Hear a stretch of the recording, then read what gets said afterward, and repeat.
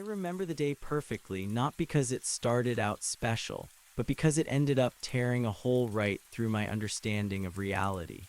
It was early autumn, about 5 years back, and I was in my late 20s working as a freelance nature photographer.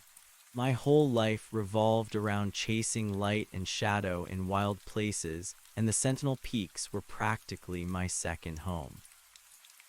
I'd hiked every trail, scrambled up most of the tricky passes, and knew the rhythms of that ancient mountain range better than I knew my own apartment layout. Credibility I had in spades when it came to the outdoors. That particular morning, I'd set out with a simple goal: capture the first hints of fall color deep in the Blackwood Canyon. It was a notoriously steep and winding single-lane track, mostly unpaved, that few bothered with anymore. Locals called it the old logging road, a ghost of a path carved out decades ago and slowly being reclaimed by pine and rock. Perfect for solitude, perfect for the kind of untouched shots I lived for. My old Land Cruiser, battered but reliable, was packed with gear: my camera, a few lenses, a tripod, a sat phone, which barely got signal up there, honestly more for peace of mind, a first aid kit, and enough water and trail mix to last a day. I told my roommate, Sarah, I'd be back by sundown, maybe a little later. No big deal. Standard operating procedure for me. The weather forecast had been clear, a crisp autumn day promising sharp light. I wasn't worried. Not even a little. I parked the Land Cruiser about 5 miles up the old logging road, tucked off to the side where an old collapsed cabin once stood. From there the road narrowed even further, becoming more of a trail that meandered through dense forest before opening up onto a high ridge with spectacular views. That was my destination. I grabbed my camera bag, slung it over my shoulder, and started walking. The air was cool and smelled of pine needles and damp earth. The sunlight dappled through the canopy, painting shifting patterns on the leaf-strewn ground.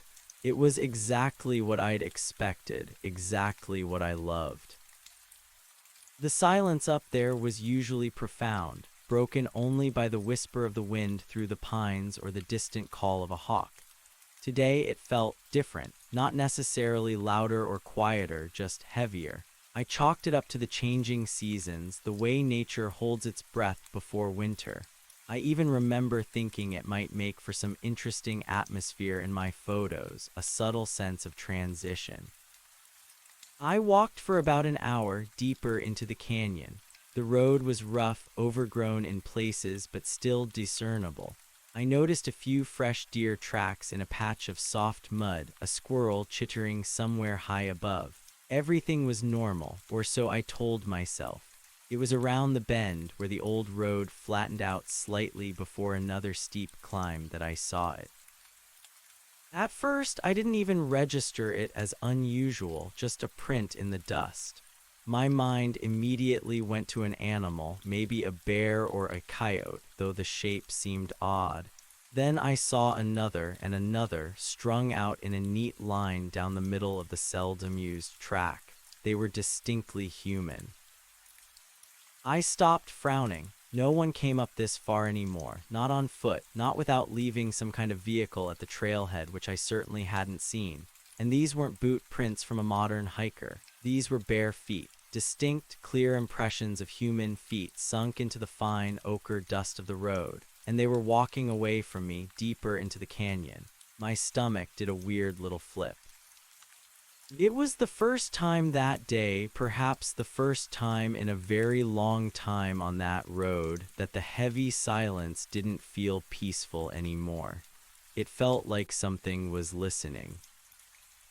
My heart hammered a slow, insistent beat against my ribs. Bare human footprints. Here, my mind scrambled, trying to find a logical explanation. Maybe someone had crashed a car further up, somehow managed to lose their boots and was wandering in a daze, but I hadn't seen a car not for miles, and these prints were too evenly spaced, too purposeful to suggest a stumble or a frantic rush. They were just walking. I took a cautious step forward, then another, my camera bag suddenly feeling heavy on my shoulder. Every instinct told me to turn back. This wasn't right. This wasn't nature. This was an anomaly, a breach in the quiet wilderness I knew so well. But the photographer in me, the part that chased the unusual, the part that always wanted to see what was around the next bend, nudged me onward. And honestly, a part of me was just plain dumbfounded. Who would be walking barefoot in the Sentinel Peaks? I knelt, examining one of the prints more closely. It was a clear impression of a right foot, long and relatively narrow, with distinct toes. The arch was high. The skin on the soles must have been tough as leather to walk these rocky trails without shoes, and it was fresh. The dust around the edges hadn't settled, hadn't been disturbed by wind or rain. Whoever this was, they couldn't be far ahead. I rose, my gaze sweeping the path ahead, then darting into the dense undergrowth on either side. The pines stood silent, their shadows long and deep. No movement, no sound but the distant murmur of the canyon wind. I pulled out my sat phone, checking the signal. Still a single bar flickering. Useless for calling anyone in an emergency, but maybe enough for a desperate text if I really needed it. I slipped it back into my pocket, a cold knot forming in my gut. I began to follow the prints, slowly at first, then picking up my pace slightly. They continued steadfastly down the middle of the old road, never veering off, never breaking stride. It was almost hypnotic, a breadcrumb trail into the unknown. The road dipped further, hugging the side of a steep incline, and the canopy thickened, making the air cooler, more shadowed. The silence pressed in on me, no longer peaceful but watchful, as if the forest itself held its breath. As I walked, I kept scanning the ground, not just for prints, but for anything else. A dropped item, a scuff mark, a snapped twig that wasn't natural. Nothing, just the bare footfalls, one after another, perfect and unsettling. They didn't seem to be running, nor were they limping, just walking steadily deeper into the canyon's embrace. A part of me tried to rationalize it again. Maybe a lost hiker, disoriented, shed their boots for some strange reason, but even that sounded flimsy. No hiker gets lost this deep in Blackwood Canyon without proper gear, let alone without boots. This place was rugged. The thought of someone doing this by choice was almost more disturbing than the idea of an accident. After another 15 minutes of following the strange trail, the road began to descend more steeply, and the vegetation grew denser, a mix of old-growth firs and thick tangles of blackberry bushes. Here, the ground was softer, damper, and the prints became even clearer. I could almost see the individual ridges of the sole, and then I saw something else. Just off to the side where the path briefly widened was a small, smooth river stone. Nothing unusual about a stone on a mountain path, except this one wasn't natural to the immediate area. It was too perfectly rounded, too smooth, the kind you find in a fast-flowing stream, not on a dry, dusty logging road. And it had something on it, a faint, reddish smear. My breath hitched. I knelt again, my heart now a frantic drum. It wasn't mud. It was dried blood. Not a lot, just a faint, almost transparent stain, like someone had touched it with a lightly bleeding finger. My mind instantly conjured images of injury, of distress. Had the barefoot person hurt themselves? Was this a trail of desperation?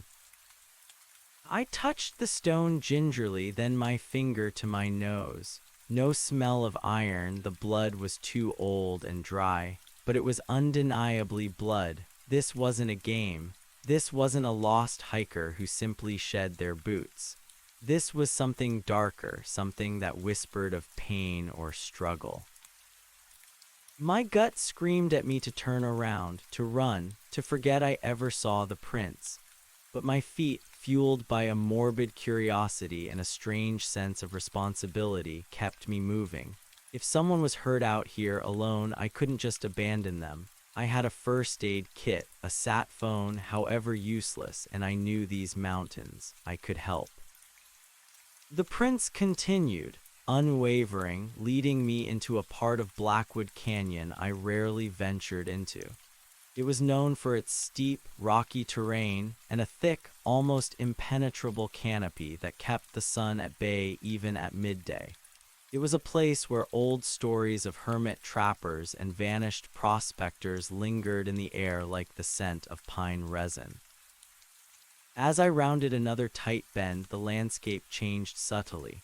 The old logging road, already barely more than a trail, seemed to dissolve ahead of me. It didn't just become overgrown, it looked like the very earth had shifted, taking the path with it. Ahead, the ground was a jumbled mess of fallen trees, massive boulders, and dense, thorny thickets. It was impassable for anything but a determined animal or someone exceptionally agile. But the footprints didn't stop. They veered sharply to the left off the remnants of the road and plunged directly into a dense section of rhododendron and tangled brush. My eyes widened. This wasn't a path. This was pure wilderness. Whoever was walking barefoot wasn't just walking. They were pushing through obstacles, thorns, jagged rocks. It defied logic. And yet the prints were there, clear as day, now scuffed and churned in the soft earth beneath the undergrowth, still heading deeper. I hesitated, standing at the edge of this new, wilder path. The air here was even colder, heavy with the scent of damp earth and decaying leaves. The sunlight, already struggling, barely pierced the canopy. It felt like I was stepping into a different world, a secret part of the canyon that the map makers had forgotten. My heart was thumping a frantic rhythm now, a drum solo of dread.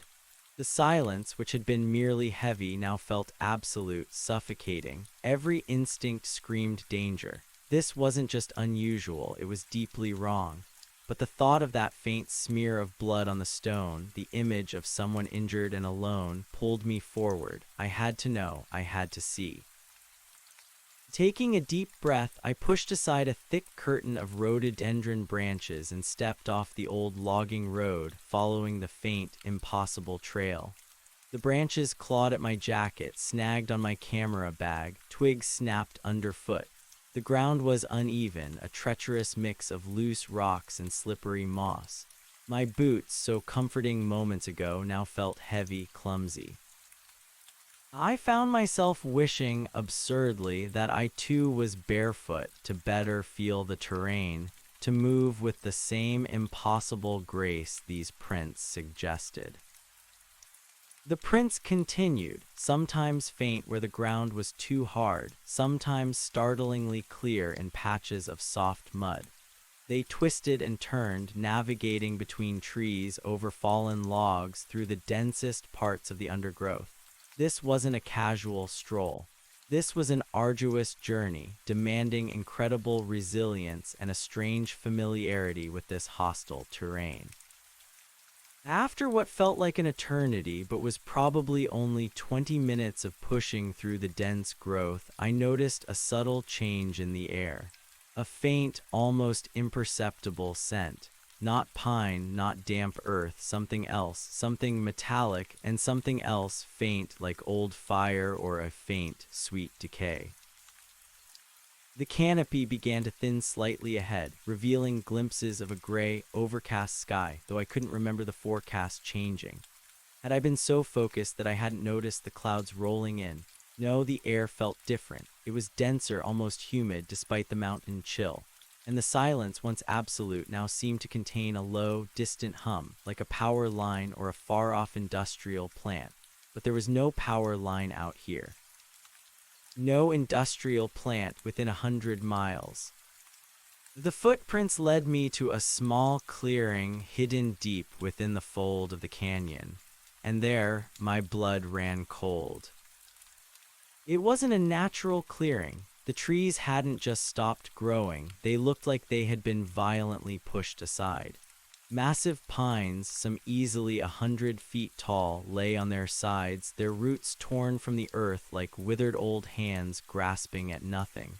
The ground was churned, scarred with deep gouges as if a giant plow had ripped through the earth. And in the center of this devastation was the source of the metallic scent, the strange hum, and the reason for the absolute silence of the surrounding forest. It was a structure. Not a cabin, not a shed, Nothing I had ever seen before. It was enormous, at least 40 feet high and perhaps 80 feet across, shaped like an irregular, multifaceted prism, all sharp angles and smooth, dark surfaces. It was made of a material that absorbed light rather than reflected it, a deep matte black that seemed to drink in the forest's already dim illumination. There were no visible seams, no windows, no doors. It was just there. A silent, colossal monument to an unknown purpose. The humming sound, barely noticeable before, now pulsed with a low, resonant thrum that vibrated through the soles of my boots, up my legs, and into my very bones. It wasn't loud, but it was omnipresent, a deep bass note that seemed to originate from the core of the structure itself. The air around it felt charged, alive, like standing too close to a high-voltage power transformer. And scattered around the base of this impossible edifice, almost casually discarded, were the footprints. Dozens of them now. Bare human feet, all leading towards the structure, then seeming to dissipate at its base, as if whoever made them had simply walked into the blackness. My camera, which had felt so much a part of me, now hung heavy and forgotten on my shoulder. My mind struggled to process what I was seeing. A landslide, an earthquake? No. The trees were pushed outward from the center, like an explosion had occurred or something immense had landed here, displacing everything. But there was no debris, no scorch marks, no telltale signs of a violent impact.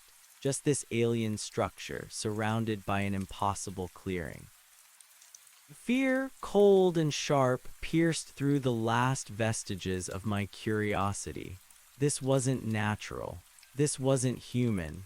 This defied everything I knew about the world, about the Sentinel Peaks, about reality itself. My rational mind, so used to categorizing and explaining, simply shut down. I backed away slowly, one step at a time, my eyes never leaving the black edifice. The hum seemed to intensify with every backward movement, a low throb against my eardrums. I tripped on a root, stumbling backward, catching myself just before I fell. The sudden movement sent a jolt of adrenaline through me, clearing my head just enough to focus on one thing: escape. I needed to get out. I needed to run. I needed to call someone, anyone, and tell them what I had seen. But even as the thought formed, another, more terrifying one pushed through. Who would believe me? A freelance nature photographer, alone in a remote canyon, claiming to have found a monolithic, humming, black prism that appeared to defy the laws of physics. They'd think I'd hit my head or inhaled too much pine sap. But then, as I was about to turn and retrace my steps, a flicker of movement caught my eye. Not at the structure, but on the torn-up ground to my right, near the edge of the clearing. Something small, white. My breath hitched again. Against every screaming fiber of my being, I couldn't resist. I moved closer, cautiously, keeping one eye on the humming black edifice. It was a shoe, a child's shoe, a small white sneaker, barely scuffed, lying half buried in the churned earth. And next to it, partially obscured by a fallen branch, was a small, colorful plastic toy. A bright yellow duck, no bigger than my thumb. My blood ran colder than the mountain stream. Children's items. The bare footprints had been adult-sized, I was almost certain. But a child's shoe, a child's toy, the implications were horrifying. This wasn't just a mysterious structure, it was now linked to a potential disappearance, to innocent lives. My first thought was a search party. Someone had to be missing a child. But there had been no news reports, no alerts, and the footprints, they led into the structure. What kind of person, let alone a child, would walk barefoot into something like that? A new wave of nausea washed over me. I looked from the shoe to the toy to the impossible black structure and then to the impenetrable forest around me. I was utterly alone. No one knew where I was, not precisely. Sarah just knew Blackwood Canyon. If something happened to me here, I would vanish without a trace, just like whoever had left these items behind. The hum from the structure seemed to grow louder, more insistent, vibrating not just in my body, but in the very air around me. It felt like a presence, a watchful, ancient entity. My mind, reeling, started to play tricks. Were the shadows lengthening too quickly? Was the air growing heavier, harder to breathe? I reached for my camera, my hand trembling. I had to document this. No matter how unbelievable, I needed proof. My fingers fumbled with the strap, pulling the Canon up to my eye. I zoomed in on the structure, trying to find some detail, some seam, some explanation. The lens struggled in the dim light, the autofocus hunting. The surface of the edifice remained featureless, a void that swallowed light. I snapped a few frantic pictures, the shutter click sounding shockingly loud in the oppressive silence. The camera's flash, when I accidentally triggered it, seemed to vanish into the black surface, swallowed without a trace. It was like trying to photograph a black hole. Then, as I lowered the camera, my gaze drifted back to the base of the structure. My blood froze. The footprints, the bare human footprints, they were gone. Not faded, not covered, gone. The churned earth around the base of the edifice was smooth, as if a giant, invisible broom had swept it clean. The delicate impressions of toes and heels that had led me here, that had confirmed a human presence, had simply vanished. My mouth went dry, my heart hammered against my ribs, a trapped bird desperate for escape. This wasn't possible. The ground had been soft, damp. Prints didn't just disappear. Panic, cold and absolute, seized me. My mind screamed at me to run, to sprint, to get as far away from this place as humanly possible. The child's shoe, the toy, the blood on the stone, the impossible structure, the vanished footprints, it was too much. My carefully constructed reality, built on the predictable laws of nature, was crumbling around me. I spun around, ignoring the hum, ignoring the impossible edifice, ignoring everything but the urgent need to put distance between myself and this place. I plunged back into the dense rhododendron, pushing my way through the thorny branches with reckless abandon. Twigs whipped at my face, leaves snagged my hair, but I barely registered the pain. My only thought was the old logging road, the Land Cruiser, the world where things made sense. I ran blindly, following the path I had just carved through the undergrowth, my lungs burning, my legs screaming. The forest was a blur of green and brown, the ground a treacherous maze of roots and rocks. I tripped again, falling hard onto my hands and knees, scraping my palms on sharp stones. A gasp of pain escaped me, but I scrambled back up, adrenaline overriding everything. I pushed on, forcing my way back through the thicket. I needed to reach the old road. I needed to get to a place where I knew the way, where I could run without fear of getting lost. The hum from the structure, though fading, still echoed in my ears, a phantom vibration. Finally, after what felt like an eternity, I burst out of the dense undergrowth and onto the familiar, if overgrown, track of the old logging road. I stood there, panting, hands on my knees, gulping in lungfuls of the crisp mountain air. It felt cleaner here, safer, further from the oppressive aura of the clearing. I looked back down the way I had come at the dark curtain of rhododendron that hid the clearing. It looked innocuous now, just another patch of dense forest. No hint of the impossible structure, the vanished prints, the child's shoe. It was as if the clearing itself was a secret, a glitch in the landscape, visible only if you followed the right, impossible path. A cold wave of self-doubt washed over me. Had I imagined it, had the altitude, the solitude, the strange atmosphere of Blackwood Canyon finally gotten to me? No, the fear was too real, the memory too vivid. and I had the pictures on my camera, my proof. I took out my sat phone again, my hands still shaking. Still a single bar. Useless. I couldn't call Sarah, couldn't call the police, couldn't call anyone. I was truly alone with this impossible secret. I started to walk, then jog, then run down the old logging road, my boots pounding a frantic rhythm against the dusty ground. I didn't care about photos anymore, didn't care about anything but getting out. The silence, which I had once found so peaceful, now felt like a predatory presence, always just behind me, waiting. As I ran, I replayed the events in my mind. The prints, the blood, the impossible structure, the vanishing prints, the child's shoe, it was too much. Too many unanswered questions, too many things that simply could not be. The sun was lower now, painting the western sky in hues of orange and purple, but the light that filtered into the canyon was already fading, giving way to the creeping shadows of dusk. I needed to get back to the land cruiser before nightfall.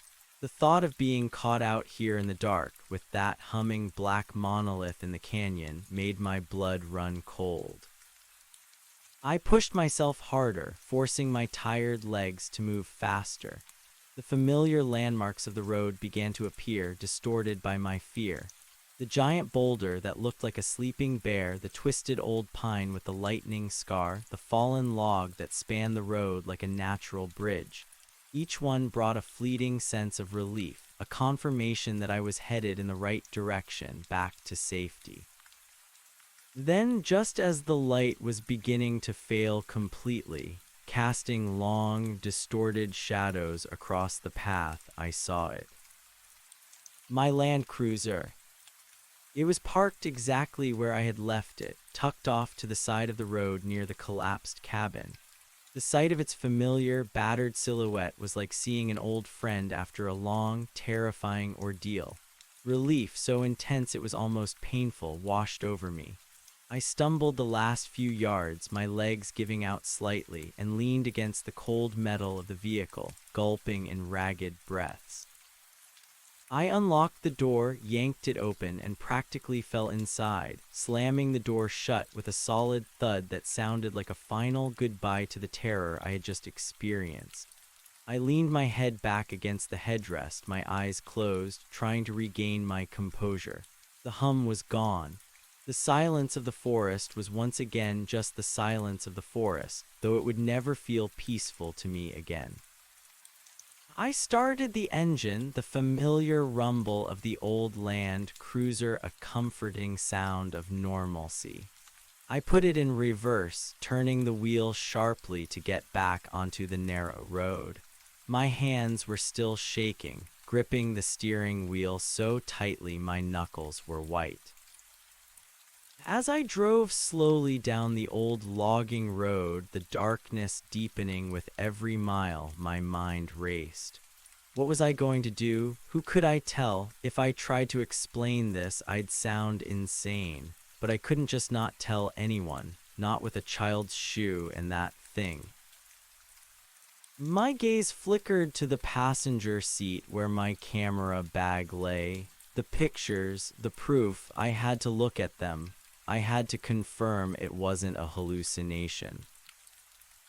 I reached the point where the road widened enough for me to pull over safely.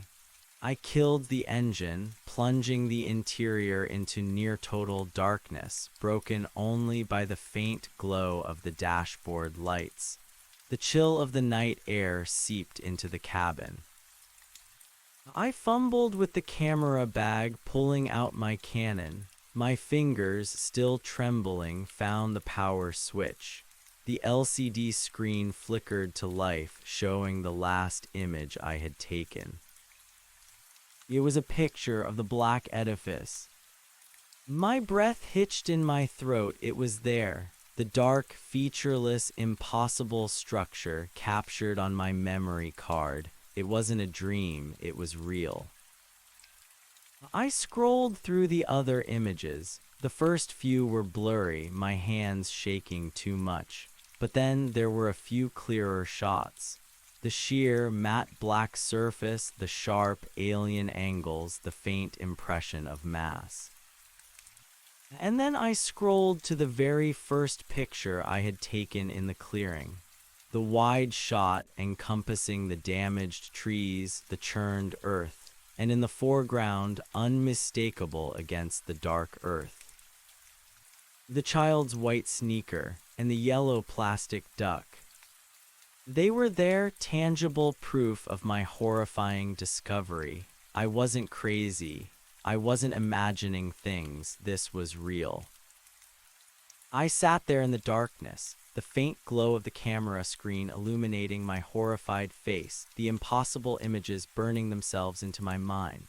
The hum from the structure might have faded, but its presence, its alien weight, now resided deep within me. It had torn a hole, just as I remembered, right through my understanding of reality. And I knew, with a certainty that chilled me to the bone, that my life would never be the same. The Sentinel Peaks, my second home, had revealed a secret it was never meant to keep, and I, the solitary photographer, had stumbled right into its heart. What did it mean? What was it doing here? And where were the people who had walked barefoot into it? The questions swirled in my mind, a chaotic storm of fear and disbelief. I knew I couldn't just drive away and pretend it hadn't happened. I had seen something that couldn't be unseen, and now I had proof. But what would I do with that proof? How could I tell anyone? And what if they knew? What if the creators of that impossible structure knew I had been there, knew I had photographed it? The thought sent a fresh wave of terror through me. I was vulnerable, completely and utterly exposed. I had to be careful, more careful than I had ever been in my life. I had stumbled upon a secret that could shatter the world, or at least my world. And I was just one man, a photographer with a battered Land Cruiser and a memory card full of impossible images. I put the camera back in its bag, zipped it up, and placed it on the floor under the seat out of sight. My first priority was to get home, to Sarah, to the safety of my apartment. Then I would figure out what to do. But as I started the engine again and continued my slow descent down the mountain, I knew with chilling clarity that this was only the beginning. The story of the Sentinel Peaks and whatever lay hidden within them had only just begun to unfold. And I was, whether I wanted to be or not, inextricably caught in its terrifying narrative. The drive down the mountain was a blur of headlights and shadows. My old Land Cruiser, usually a steady companion, felt like a fragile shell now, barely holding together against the vast, unknown forces I'd glimpsed in the canyon. Every creak of the suspension, every rattle of the engine sent a jolt of anxiety through me. I kept glancing at the rearview mirror, half expecting to see a shimmering distortion in the darkness, a follow-up, an alien presence. But there was nothing, just the winding road and the oppressive blackness of the pine forest. My mind was a chaotic mess. The images from the camera screen were seared into my brain, the matte black surface of the edifice, the impossible angles, the child's white sneaker, the bright yellow duck. Proof, undeniable, terrifying proof. But what did it prove? That something impossible existed, that I was the only witness, and that a child, an innocent child, was somehow connected to it. The thought of that shoe made my stomach churn. It wasn't just a mystery anymore, it was a potential tragedy, and I was holding the key. As I descended further, the signal bars on my sat phone, which I'd pulled out again, slowly began to climb. 1 bar, then 2, then 3. The familiar hum of civilization, the faint flicker of distant lights in the valley usually brought a sense of calm. Tonight, it felt like a fragile illusion, a thin veneer over a reality far more terrifying than anyone could imagine. I finally hit the main highway, the change from dirt track to paved road feeling like a transition from one dimension to another. The speed limit signs, the occasional oncoming headlights, the faint, distant rumble of traffic, these were anchors in a world I still recognized. But the anchor had shifted. My reality had been irrevocably altered. It was well past sundown when I pulled into the small parking lot of my apartment complex. The lights were on in my ground floor unit, a warm, inviting glow that usually made me smile. Tonight, it just felt vulnerable, like a brightly lit target. I parked the Land Cruiser, not in my usual spot closest to the door, but further back in a shadier corner. A strange, primal urge for concealment. I cut the engine, and the sudden silence in the cabin was deafening after the continuous drone of my thoughts. I just sat there for a moment, gripping the steering wheel, trying to calm the frantic beating of my heart. My hands were still shaking, though less violently now. Sarah would be home. She'd probably be wondering where I was. I'd told her I'd be back by sundown, maybe a little later. It was now almost 10 o'clock. She'd be worried. What was I going to tell her? Hey, Sarah, had a bit of an interesting day. Found an alien monolith in Blackwood Canyon, complete with vanished footprints and a child's lost shoe. Oh, and I think I might be going insane. No, that wouldn't work. Not unless I wanted to be sedated and wrapped in a nice, warm blanket. I grabbed my camera bag from the floor, securing it against my chest, feeling the reassuring weight of the Canon inside. This was my proof. This was my burden. Stepping out of the Land Cruiser, the night air felt sharper, colder than usual. I locked the car, checking it twice, then hurried towards the apartment door. My keys felt heavy and cold in my trembling hand. As I fumbled with the lock, the door swung open. Sarah stood there, her brow furrowed with concern, a book still in her hand. Her light brown hair was pulled back in a messy bun, and she wore a comfortable old sweatshirt. She looked utterly normal, utterly untouched by the impossible. "Hey, there you are," she said, her voice a mix of relief and mild exasperation.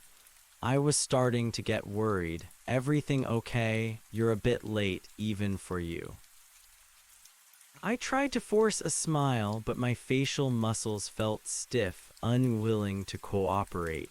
Yeah, just lost track of time. Great light, you know." My voice sounded raspy, foreign even to my own ears.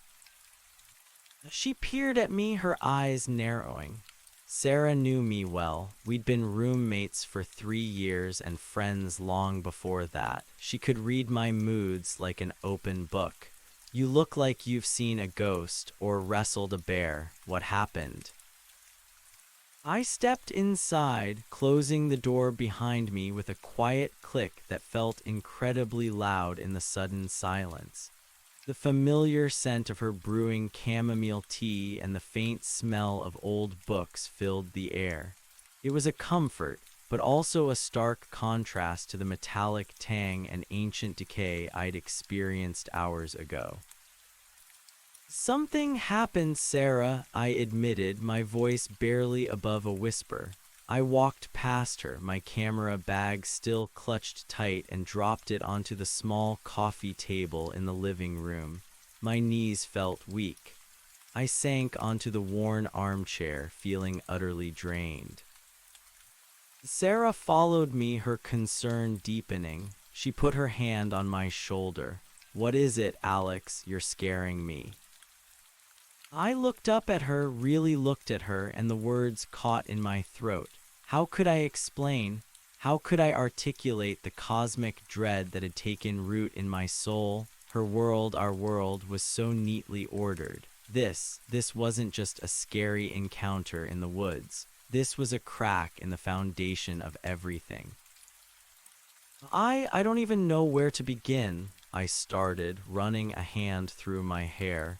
"It's beyond anything I've ever experienced, beyond anything anyone could believe." She sat down on the edge of the coffee table, facing me, her expression serious. Try me. I've known you long enough to know when you're not messing around. What did you find?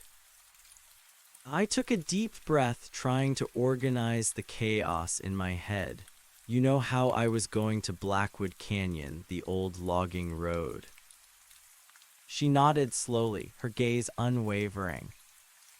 I found something not natural, something that shouldn't be there. I paused, searching for the right words, knowing no words would be right. An enormous structure, black, featureless, impossible angles, and it hums. Sarah's brow furrowed further, a flicker of disbelief crossing her face, quickly replaced by a deeper worry. A structure, like an old cabin, a weird rock formation. No, I insisted, shaking my head vehemently. Nothing like that. It was alien, Sarah, like it landed there, tore up the trees, made a clearing. And it had this energy, this hum. It felt ancient and wrong. She studied my face, trying to gauge if I was joking or if I'd finally snapped. Alex, you're not making sense. An alien structure in the Sentinel Peaks. I know how it sounds, I cut in, my voice rising slightly. I know, but I saw it, and I took pictures. My hand instinctively went to the camera bag. I unzipped it, pulled out the Canon, and with trembling fingers turned it on.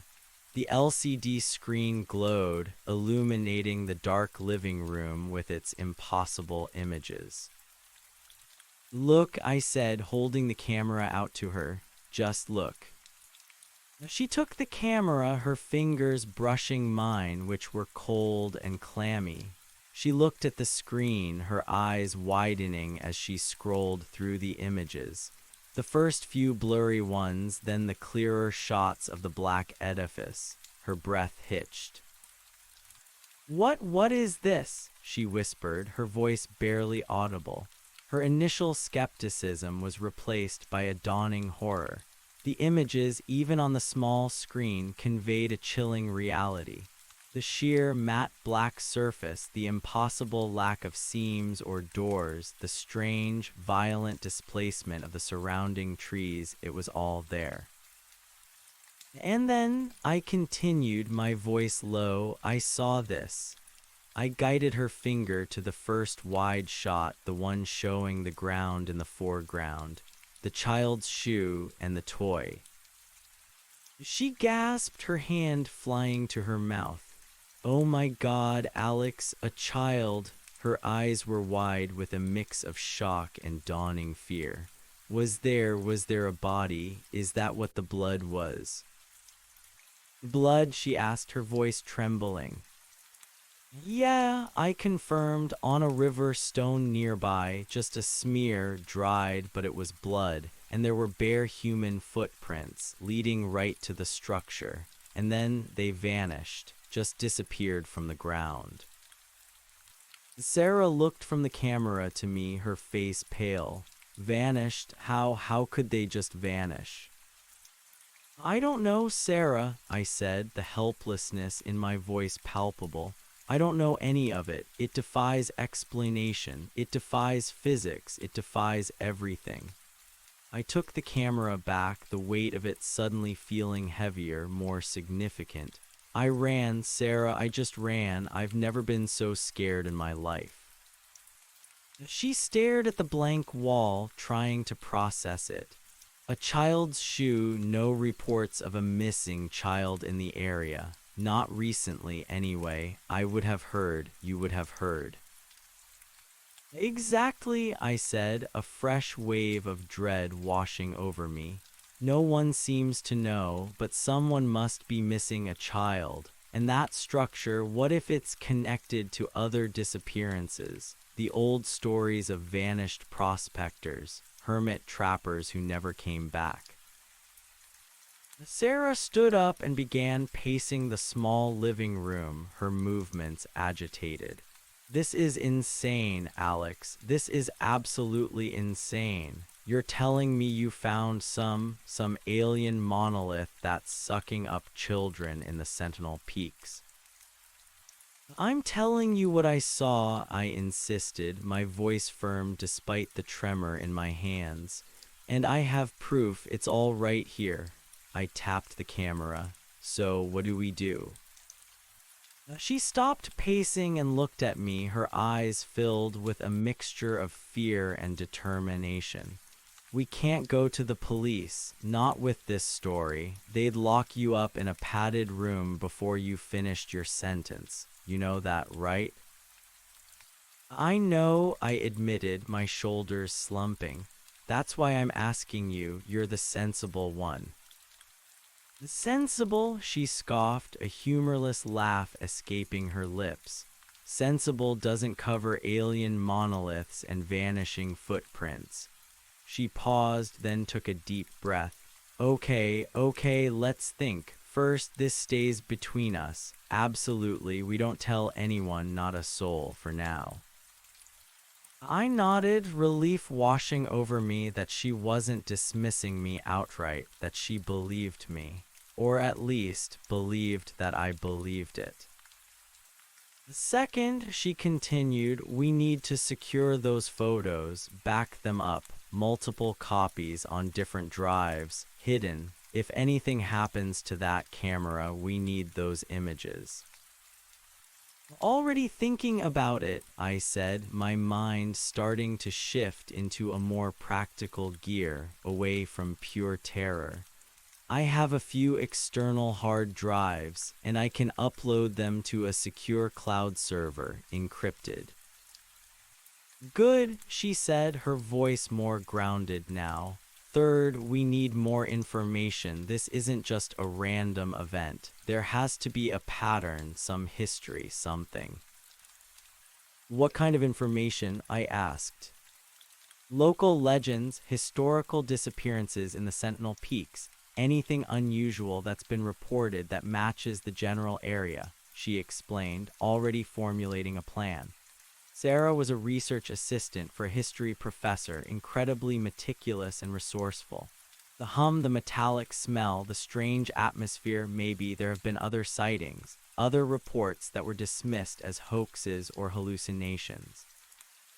So you're saying we investigate? I asked, the idea both thrilling and terrifying. She looked me dead in the eye. Alex, you stumbled onto something monumental, and it involves a child. We can't just ignore it. We can't just put the camera away and pretend it didn't happen. Not now that we've seen it. A chill ran down my spine, but this time it was mixed with a flicker of resolve. She was right. We couldn't unsee it. And the thought of that child's shoe, abandoned in the shadow of that awful structure, gnawed at my conscience. Okay, I said, pushing myself up from the armchair. Okay, let's do it. We spent the rest of the night in a strange, silent choreography of fear and determination. While I backed up the photos, encrypting them and hiding the drives, Sarah started her research. She pulled out her laptop, her fingers flying across the keyboard, searching local news archives, obscure wilderness forums, historical records of the Sentinel Peaks. We drank pot after pot of tea, the silence broken only by the click of keys and the occasional whispered question from Sarah about details of the clearing or the structure. Anything about strange lights in the sky, she asked at one point without looking up from her screen, or unusual atmospheric phenomena, weird animal behavior. I thought back to the quietness of the forest, the absence of bird calls near the clearing, the oppressive stillness. The silence, I said, it was profound, and the air around the structure, it felt charged, almost humid despite the cold, and the trees, they were pushed aside, not cut. She typed furiously. Got it, let's see. As the hours stretched on, the initial terror slowly began to recede, replaced by a cold, analytical dread. The fact that Sarah, my level-headed, pragmatic roommate, was taking this seriously helped anchor me. It wasn't just my fractured mind, it was a shared, horrifying reality. Around 3 in the morning, Sarah finally leaned back from her laptop, rubbing her temples. "This is surprisingly quiet, Alex. For something that big, that impossible, you'd think there would be something." "What do you mean?" I asked, looking up from my task of creating a redundant backup copy on an old thumb drive, which I then wrapped in tape and tucked into a small, nondescript box in the back of my closet. "There are sporadic reports of strange lights in the sky over the Sentinel Peaks," she explained, her voice tired. "But they're usually dismissed as meteors, satellites, or military exercises. Nothing concrete. There are a few localized missing person reports from the past few decades, hikers, prospectors, but they're usually attributed to accidental falls, wild animals, or just getting lost. Nothing that links them to a specific location or a structure." She paused, then added, "Except for one thing, and it's not a direct link." "What is it?" I asked, leaning forward. "The Ute tribe, the indigenous people who originally inhabited these lands," she began. "They have a few very old legends about a specific part of the Sentinel Peaks. They called it the Whispering Maw or the Devouring Place. They believed it was a place where the veil between worlds was thin and things could simply disappear. They warned against venturing too deep into certain canyons, specifically the ones that felt too quiet or where the trees grew twisted." My blood ran cold. Blackwood Canyon, where I was. Sarah nodded slowly. "It fits the description. The old logging road probably cut right through what they considered sacred or cursed ground. But these are just legends, Alex, stories, no concrete evidence of anything physical." "Except for the structure," I murmured, "and the vanishing footprints, and the child's shoe." "Exactly," she said, her voice heavy. "It gives the legends a chilling new context. It means people have been encountering this phenomenon or something similar for centuries. They just didn't have cameras to prove it or a scientific framework to understand it." A new layer of fear settled over me. This wasn't just an isolated incident. This was something ancient, something deeply rooted in the land, and I had stumbled into its presence. We talked for another hour, trying to piece together theories, discard impossible ones, and formulate a plan. The immediate next steps were clear: continued research, utter secrecy, and no immediate return to the clearing. "We need to monitor news reports, local police logs, anything about missing persons that might link back to the Sentinel Peaks," Sarah concluded. "And you, Alex, need to act completely normal. Go on your photo shoots, keep your routine. We can't draw any attention to ourselves." "What about the authorities?" I asked, even though I knew the answer. "I mean, even if they wouldn't believe the alien structure part, a missing child, surely they'd launch a search." "Without a missing persons report, they can't," Sarah explained. "And if you come forward with, 'I found a child's shoe next to a giant black geometric humming thing in the middle of nowhere,' they'll dismiss you as unstable. Or worse, as a potential suspect if they think you're involved in a child disappearance." The bitter truth of her words hit me hard. We were truly alone in this. As dawn approached, painting the sky with faint streaks of pink and orange, exhaustion finally overtook us. Sarah insisted I get some sleep. I agreed, knowing I wouldn't sleep well but needing the rest. I hid the camera and the backup drives in the most secure places I could think of within the apartment, then finally stumbled into my bedroom. Lying in bed, staring at the ceiling, my mind refused to shut down. Every shadow seemed to morph into the sharp angles of the structure. Every distant hum from the city outside became the low thrumming of the monolith. I kept replaying the scene, the violent clearing, the silent blackness, the child's shoe, the sheer impossibility of it all.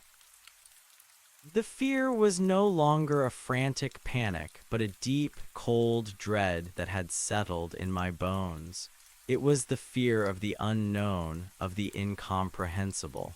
It was the fear of being insignificant in the face of something so vast and alien.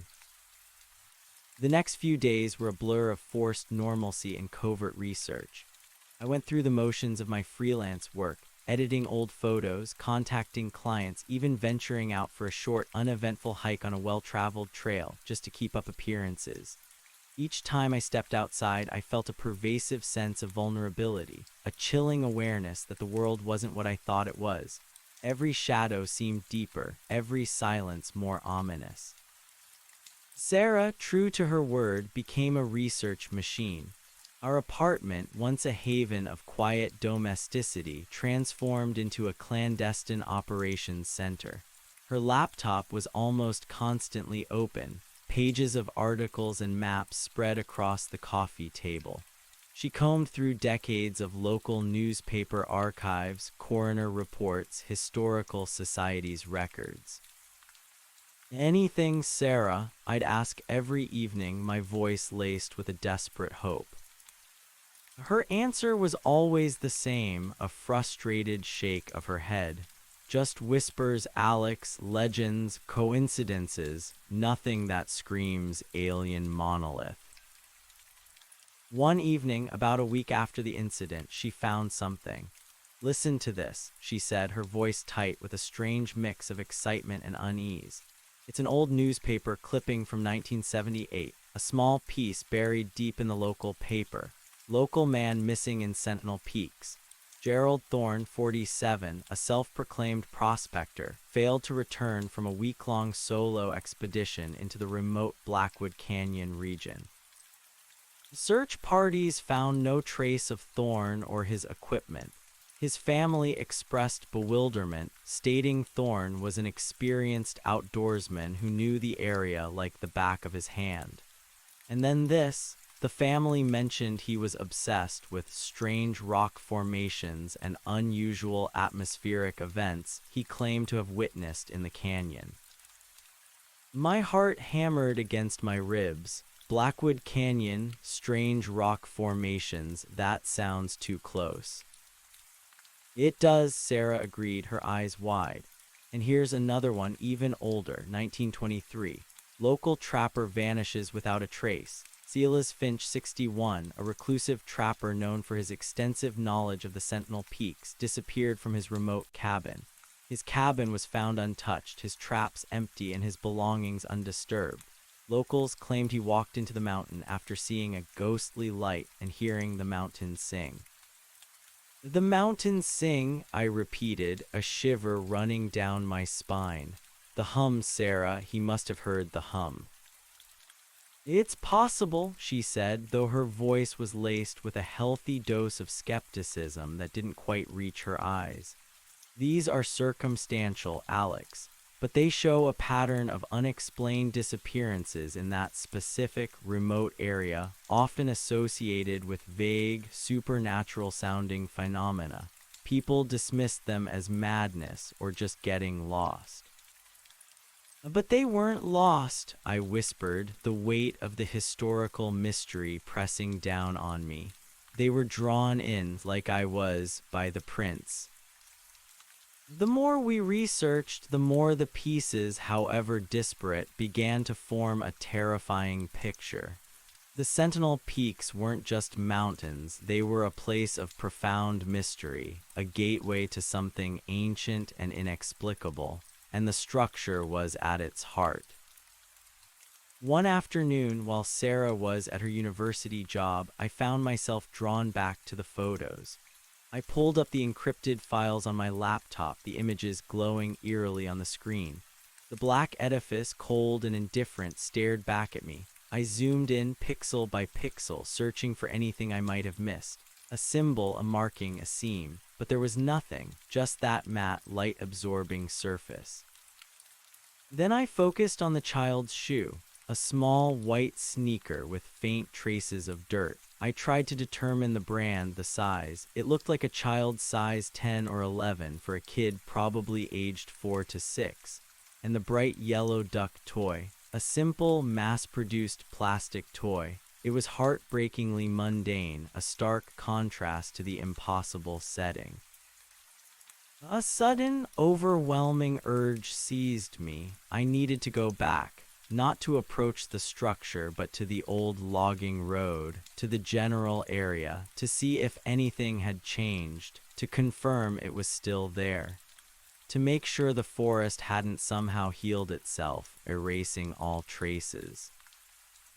It was irrational, dangerous, and utterly against our agreement to lie low, but the pull was immense. I had to know. I left a note for Sarah, a vague out for a shoot back before dark. I knew she'd worry, but I couldn't tell her the truth. Not yet. She'd try to stop me. I packed my camera gear, my sat phone, and a much more comprehensive emergency kit. I also brought a small, high-powered drone, something I'd bought for aerial landscape shots but rarely used. Maybe, just maybe, I could get a closer look, a different perspective, without risking my own life. The drive felt different this time, less frantic, more resolute. A cold determination had replaced the raw panic. I was no longer a victim, I was an observer, gathering intelligence. A dangerous observer, but an observer nonetheless. I parked the Land Cruiser in the same spot near the collapsed cabin, tucking it further into the undergrowth, covering it with some camouflage netting I usually used for wildlife photography. Every precaution. Stepping out, the air was crisp and still, the scent of pine needles sharp and familiar. The forest felt watchful, just as it had the first time, but this time I knew why. I walked the old logging road, my senses heightened, every rustle of leaves, every snap of a twig sending a jolt through me.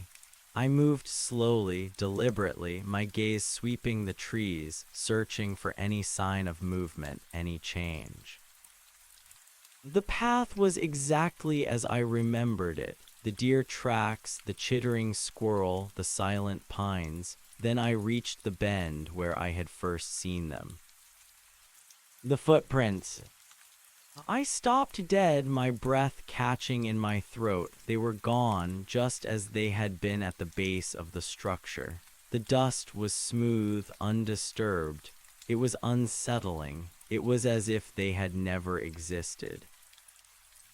My initial thought was that the rain must have washed them away, but the ground was dry and the dust was fine. No, they hadn't been washed away. They had vanished, just like at the clearing. I continued onward, my heart a dull throb in my chest. The river stone. I found the spot where it had been, just off to the side of the path. But the stone itself was gone. The ground was just dirt and pebbles, nothing distinctive. This was a new level of unsettling. Not only had the prints vanished from the clearing, but all traces of their existence from the approach path were gone too. It was as if the path itself was being cleaned, tidied up after some impossible event. A cold dread began to creep back in, slowly displacing my resolve. This wasn't just a physical phenomenon. There was something intelligent at play.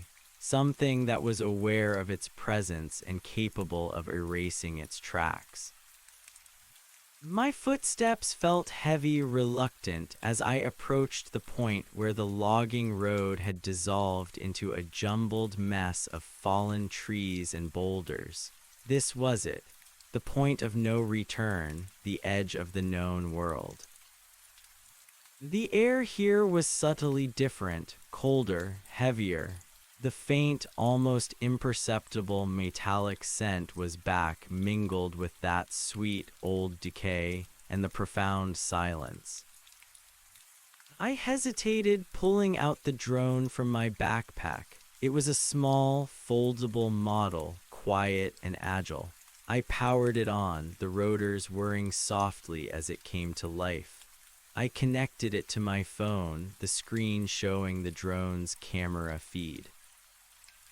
"Okay, buddy," I whispered, my voice trembling slightly. "Let's see what you can find." I launched the drone, sending it soaring above the rhododendron thicket, guiding it carefully through the dense canopy. The feed on my phone showed a dizzying array of leaves and branches. I kept it low, trying to navigate the complex terrain, using the GPS to pinpoint the location of the clearing. Slowly, carefully, I guided the drone forward, deeper into the forest. The signal was strong enough for a few hundred yards. I watched the screen intently, my heart pounding in my chest. Then, just as the drone passed over a particularly dense cluster of trees, the screen flickered. The image distorted, then cleared. And there it was, the clearing. My breath hitched, the drone hovered above the devastating scene, the uprooted trees, the churned earth. And in the center, shimmering faintly against the dark background, was the black edifice. It was still there, still utterly impossible. I guided the drone closer, descending slowly, getting a clearer view. The matte black surface seemed to absorb the light, making it difficult to discern any details, even from above. The hum was imperceptible through the drone's microphone, but I could almost feel it, a phantom vibration in the air. I zoomed in on the ground around the base of the structure. Smooth, clean, not a single footprint. The child's shoe, the yellow duck gone, just like the tracks on the path. The earth was freshly disturbed in places, but then smoothed over like a deliberate act of erasure. A cold dread settled over me. Whatever this was, it was active. It was aware, and it was cleaning up after itself. I flew the drone higher, circling the clearing, trying to get a full view of the structure. From above, its irregular, multifaceted prism shape was even more apparent. It wasn't symmetrical, but organically asymmetrical, like a gigantic alien crystal. No visible entry points, no lights, nothing, just pure, unadulterated blackness. As the drone circled, I noticed something else. On the far side of the clearing, near the edge of the displaced trees, a small patch of earth looked different, darker, almost glistening. I brought the drone down lower, guiding it towards the anomaly. As it got closer, the image on my phone screen sharpened. It wasn't earth, it was a pool of liquid, dark, viscous, and shimmering with an oily iridescence. It looked like crude oil, but it was too still, too unnaturally dark, and it pulsed faintly, almost imperceptibly, reflecting the dim light of the overcast sky in strange, shifting patterns. And in the center of this pool, barely breaking the surface, was something else, a small, dark object. I zoomed in as far as the drone camera would allow. It was difficult to make out, distorted by the shimmering liquid, but as the drone held steady, I could discern a shape. It looked like a human hand. My blood ran cold, my stomach lurched. A human hand partially submerged in that black, oily pool, lying still and lifeless. The thought sent a jolt of pure horror through me, not a full body, just a hand, and it was darker, almost black itself, as if stained by the strange liquid. I pulled the drone back instinctively, my hands shaking so violently I almost dropped the phone. The image of that hand, chilling and grotesque, was burned into my mind. This wasn't just a mysterious structure. This was a place of death. This was a place where people vanished, where bodies were dissolved or transformed.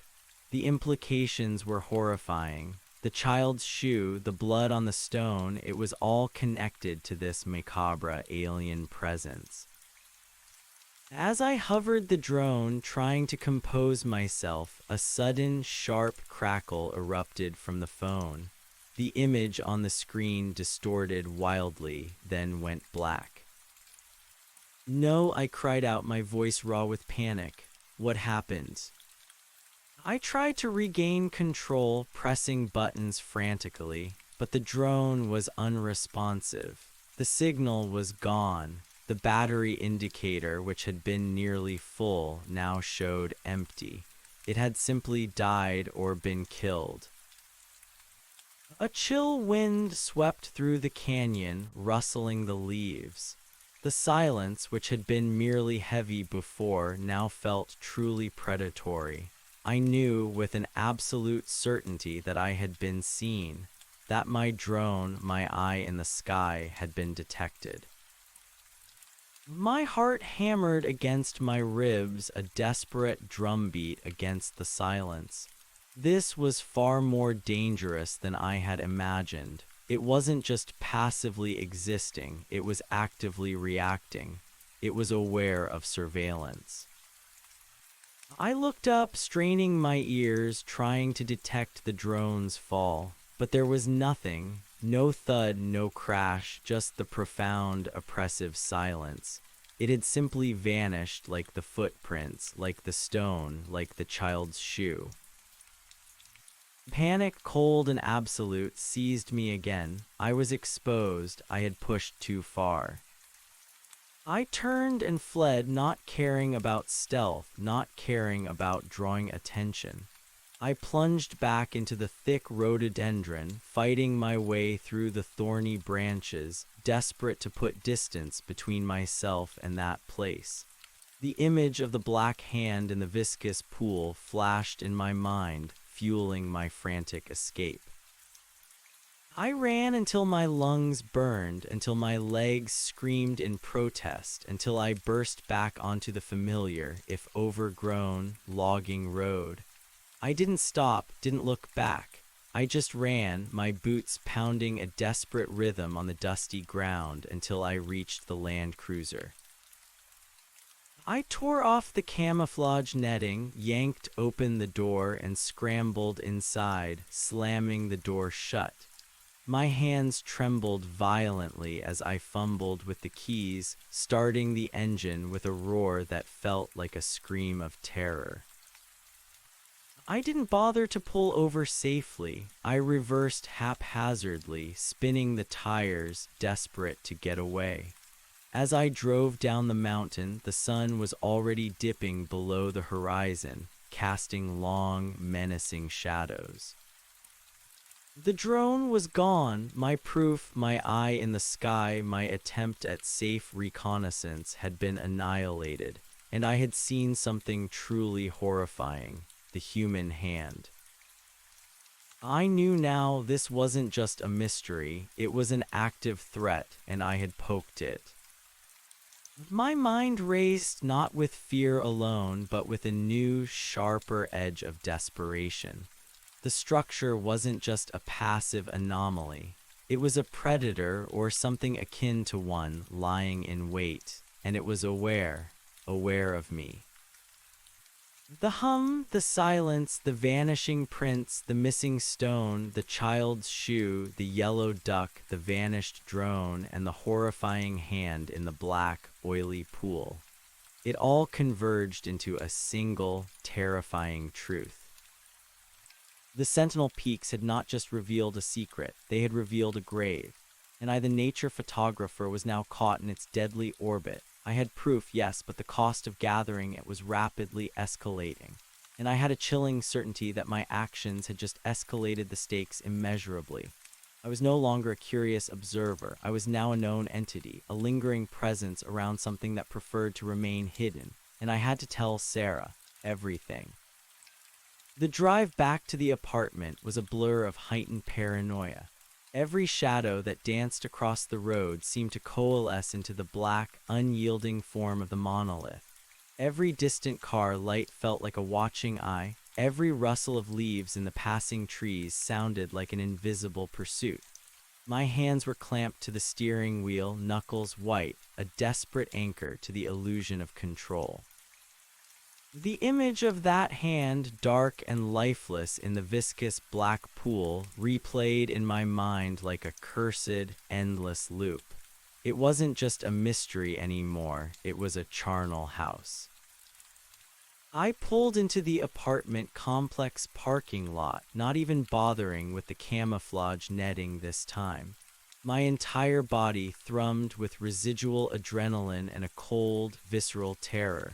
I killed the engine, and the silence that rushed in was more unnerving than any sound.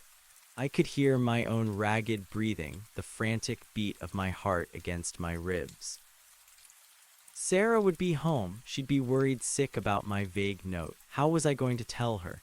Hey Sarah, remember that alien monolith? Well, it's actively sentient, it destroys drones, and there's a human hand rotting in a pool of its effluent. Also, I think it knows I exist.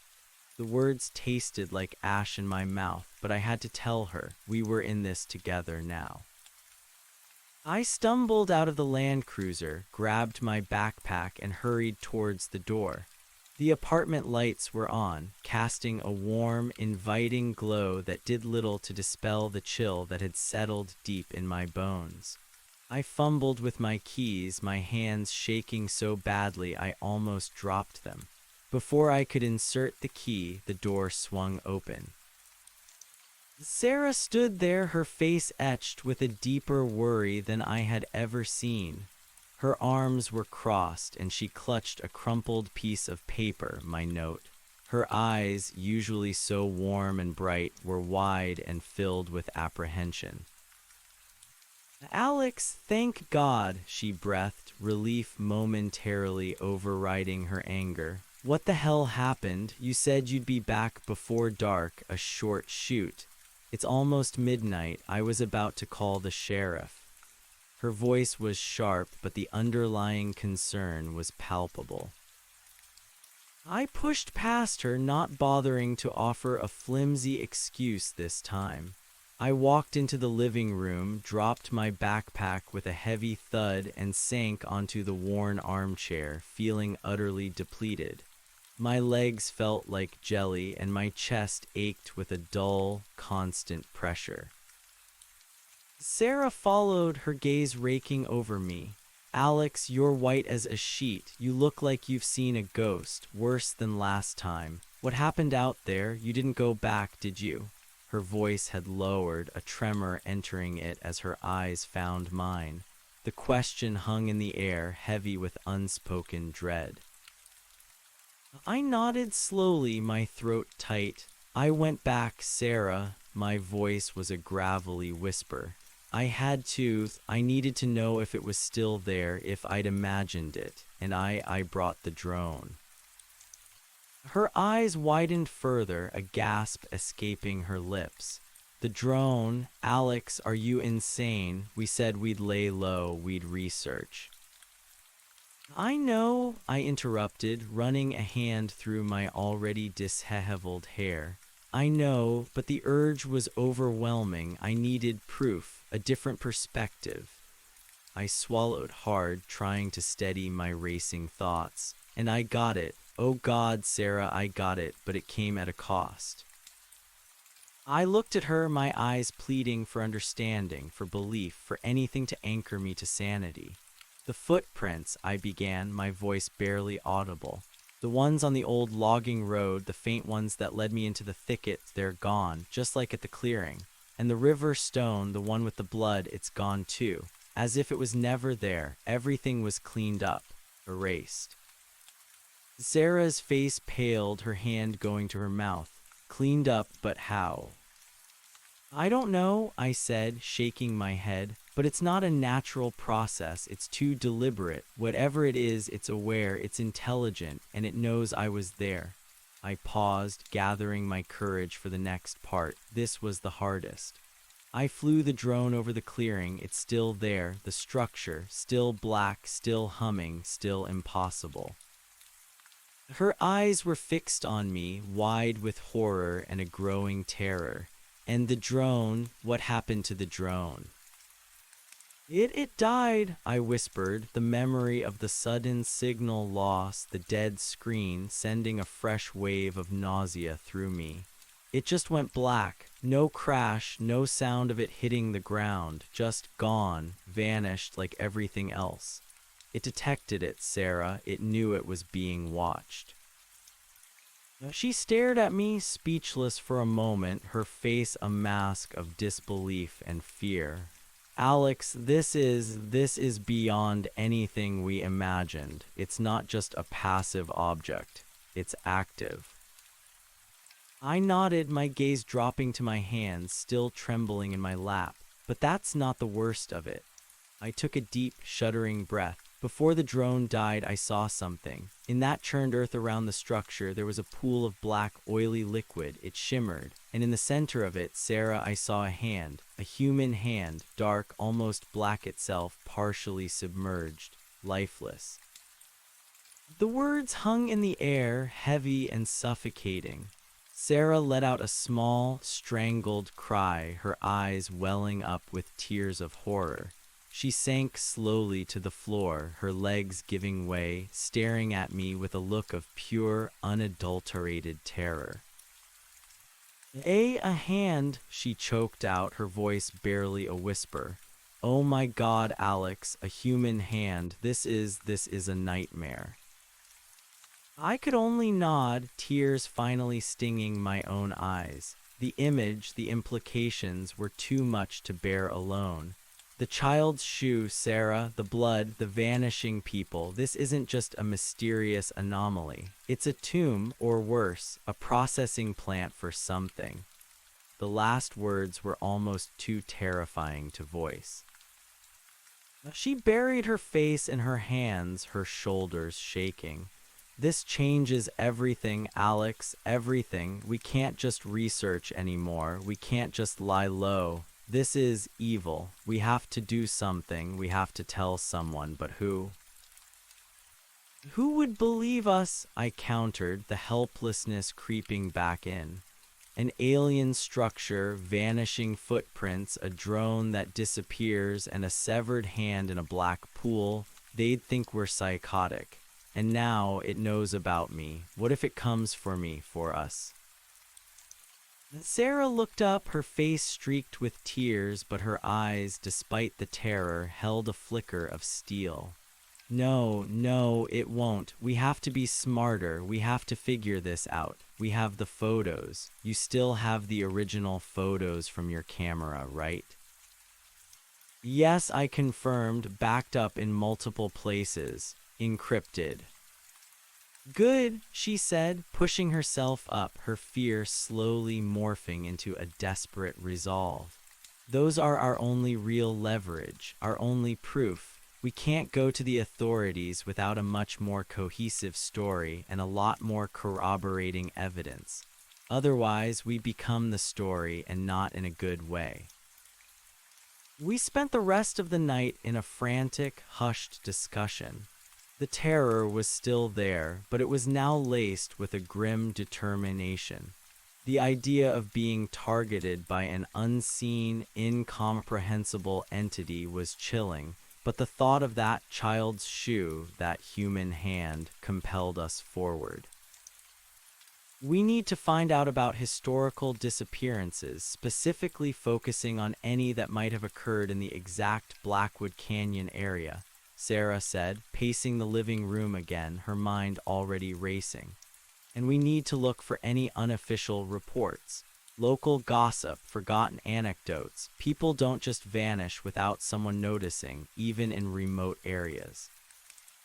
The Ute legends, I interjected. The whispering maw, the devouring place, they knew, they understood the danger. Yes, she agreed, but they didn't explain how or what, just that things vanish. We need to find something more concrete. What about government presence in the area? Are there any hidden research facilities, old bunkers, anything that might explain an advanced hidden technology? The Sentinel Peaks are pretty wild, I mused. Lots of old mining claims, but nothing overtly governmental that I know of. The nearest military base is a few hundred miles away. The area is mostly national forest land, popular with hikers and hunters, but not particularly developed. That's what makes it perfect for something to hide, Sarah pointed out. No prying eyes, limited infrastructure, easy to disappear and easy to clean up. She shivered. A thought struck me. What about a specialized team? Not the police, but maybe a paranormal investigator or a cryptozoologist, someone who deals with the inexplicable. Sarah scoffed a humorless laugh. Alex, this isn't Bigfoot. This is something else entirely. Most of those types are con artists or easily fooled. We need someone credible, someone with resources, but someone who also has an open mind. Someone who has seen things that defy explanation, I suggested.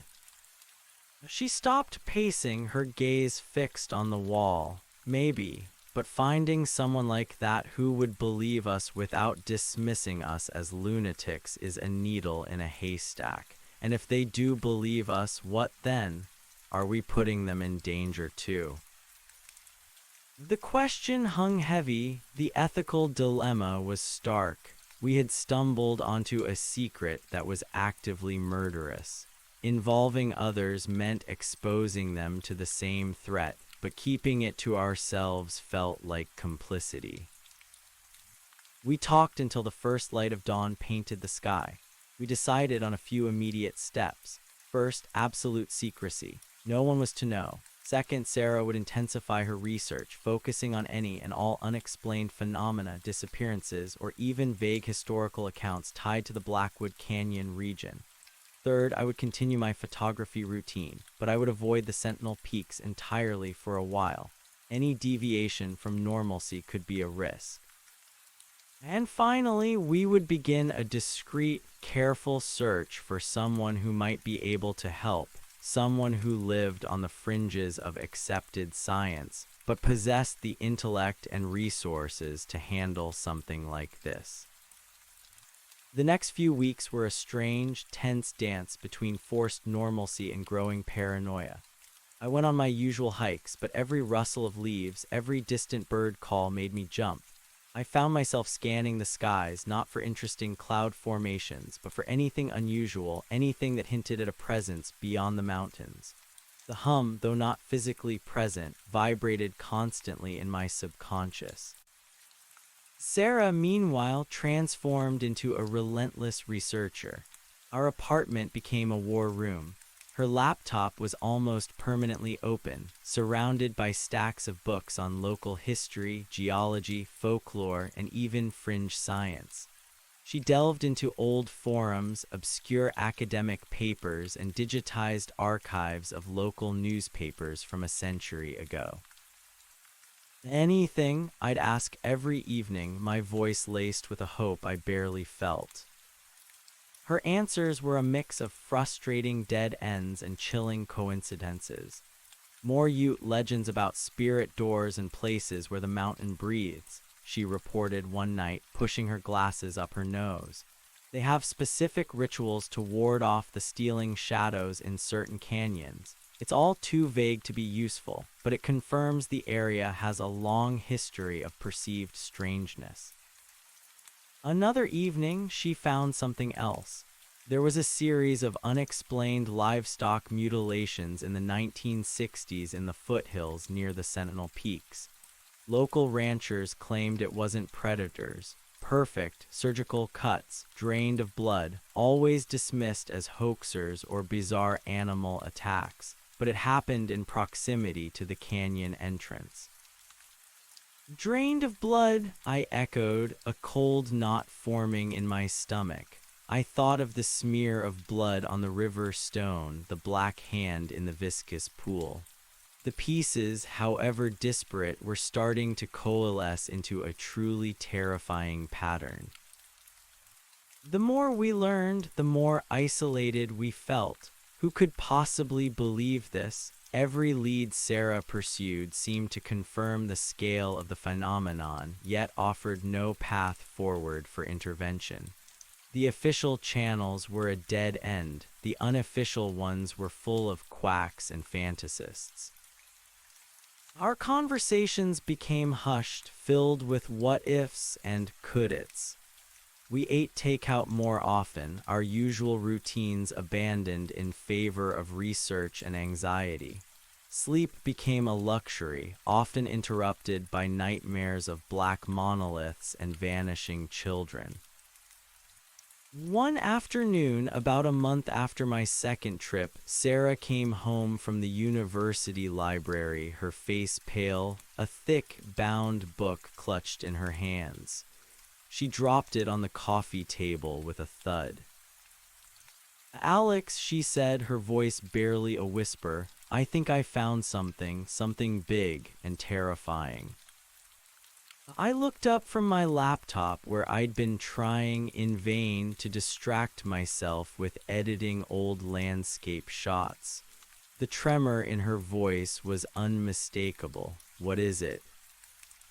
She opened the book, an old, dusty tome titled Cryptids and Legends of the American West. She flipped through several pages, then stopped, pointing to a heavily foxed, grainy illustration. It showed a towering, jagged rock formation, but beneath it, almost hidden in shadow, was a hint of something else, something angular and dark. "This is from a privately published account by a cartographer named Elias Vance," she explained, her finger tracing the text. "He was commissioned by a wealthy mining magnate in the late 1800s to create detailed maps of uncharted territories in the Sentinel Peaks, specifically looking for new mineral deposits. Most of his maps were lost, but this book contains some of his journal entries and sketches, compiled by his distant relative decades later." She continued, her voice growing more urgent. Vance describes finding a peculiar geological anomaly deep within what he calls the shadow canyons. He talks about a place where the earth itself seemed to have fractured, exposing a dark heart. He details an enormous, perfectly black stone of unnatural angles that hummed with a low vibration, making the very air heavy. He also noted an unnatural stillness in the surrounding forest and a metallic tang in the air. My blood ran cold. The hum, the stillness, the metallic scent, the black structure. He saw it, Sarah, over 100 years ago. "It gets worse," she said, her finger moving down the page. He described finding traces, bare human footprints leading to the stone, then vanishing, and a child's toy, a small wooden doll carefully placed at its base. I gasped, a sudden sharp intake of breath. The white sneaker, the yellow duck. It wasn't an isolated incident. This had been happening for centuries. He tried to approach it, driven by a desperate curiosity, Sarah continued, her voice hushed. But a deep sense of dread, an overwhelming feeling of being watched, forced him back. He wrote about a malevolent presence emanating from the black stone and how the air itself seemed to push against his will. He reported a series of strange occurrences after his encounter. His compass spun wildly, his supplies spoiled overnight, and he experienced vivid, terrifying nightmares of darkness consuming the light. He made it out, I murmured, a faint spark of hope. He did, Sarah confirmed, but he never fully recovered. His notes become increasingly paranoid and fragmented after that. He eventually abandoned his cartography career, returned to civilization, and became a recluse, obsessed with the great silence that consumes all. He died a few years later, reportedly from unexplained wasting disease, but his family suspected he was simply scared to death. A chilling thought struck me. He was affected by it even after he left. The malevolent presence, the wasting disease. What if it wasn't just physical exposure, but something psychic or energetic? That's what I'm afraid of, Sarah said, closing the book with a definitive thud. This thing isn't just an object, it's a force, and it's ancient. It's been here for centuries, quietly devouring people, operating in the shadows, and now you've disturbed it. You've been exposed to it, Alex, twice. The implication hung between us, stark and terrifying. Was I already affected? Was the constant anxiety, the difficulty sleeping, the heightened paranoia a symptom of its influence? Elias Vance's fate was a grim warning. We need to find an expert, I declared, my voice firm despite the tremor in my hands. Someone who deals with things like this. Someone who can help us understand what it is and how to fight it before it affects us too. Sarah nodded, her expression grim. I've been thinking about that. There's a name that keeps popping up in my research. Not a public figure, but someone whispered about in certain circles. A former government scientist, supposedly, who specialized in unconventional anomalies.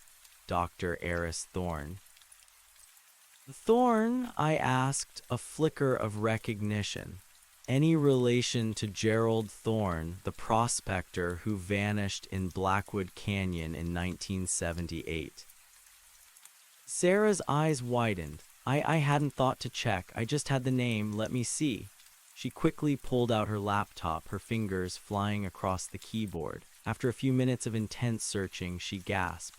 Oh my God, Alex, yes, Gerald Thorne was his older brother. It says here that Eris Thorne became obsessed with his brother's disappearance, convinced it wasn't an accident. He eventually left his government post, disillusioned, and dedicated his life to researching what he calls dimensional anomalies and extraterrestrial intrusions in remote wilderness areas. A wave of both relief and trepidation washed over me. Relief, because we might have found someone with a personal stake and a unique skill set. Trepidation, because it meant we were about to open the door to a world even more dangerous than our own. He's based out of a remote research station in Montana now, Sarah continued, her voice gaining a new urgency.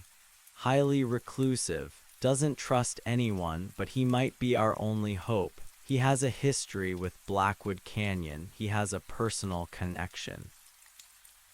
How do we contact him? I asked, a surge of adrenaline pushing through my exhaustion. It's tricky, she admitted. He has no public contact information. But there's a forum, an old, encrypted online community where people who believe in these kinds of things share information. He's rumored to monitor it under a pseudonym. I've been lurking there, trying to figure out how to navigate it. Then you need to reach out to him, I stated, pushing the laptop towards her. Tell him we have information about Blackwood Canyon, about the Sentinel Peaks, about his brother. Sarah hesitated, her finger hovering over the keyboard. This is a massive risk, Alex. If he's a recluse, a conspiracy theorist, he might not take us seriously. Or worse, he might be unstable. And if he is legitimate, we're exposing ourselves to someone who works with highly dangerous information. What if his past government connections are still active? What if they come looking? What choice do we have? I countered, my voice low but firm. We can't fight this alone. We can't even understand it. We're already in danger, and a child is missing. Children are missing, Sarah, possibly for centuries. Elias Vance survived because he retreated, but we've seen the hand, we know what it does, and it knows about me. We need help. She looked at me, a long, intense gaze, then slowly nodded. You're right, we have to try. The next few days were agonizing. Sarah, using a secure VPN and multiple layers of encryption, crafted a message to Dr. Eris Thorne. It was vague enough not to give away too much, but specific enough to pique his interest. She mentioned the Sentinel Peaks, Blackwood Canyon, a unique anomaly, and subtly alluded to her research into his brother's disappearance. She attached a single, heavily compressed, watermarked image from my camera, a distant, slightly blurry shot of the black edifice, just enough to show its impossible geometry without revealing too much detail. Then we waited. The waiting was almost unbearable.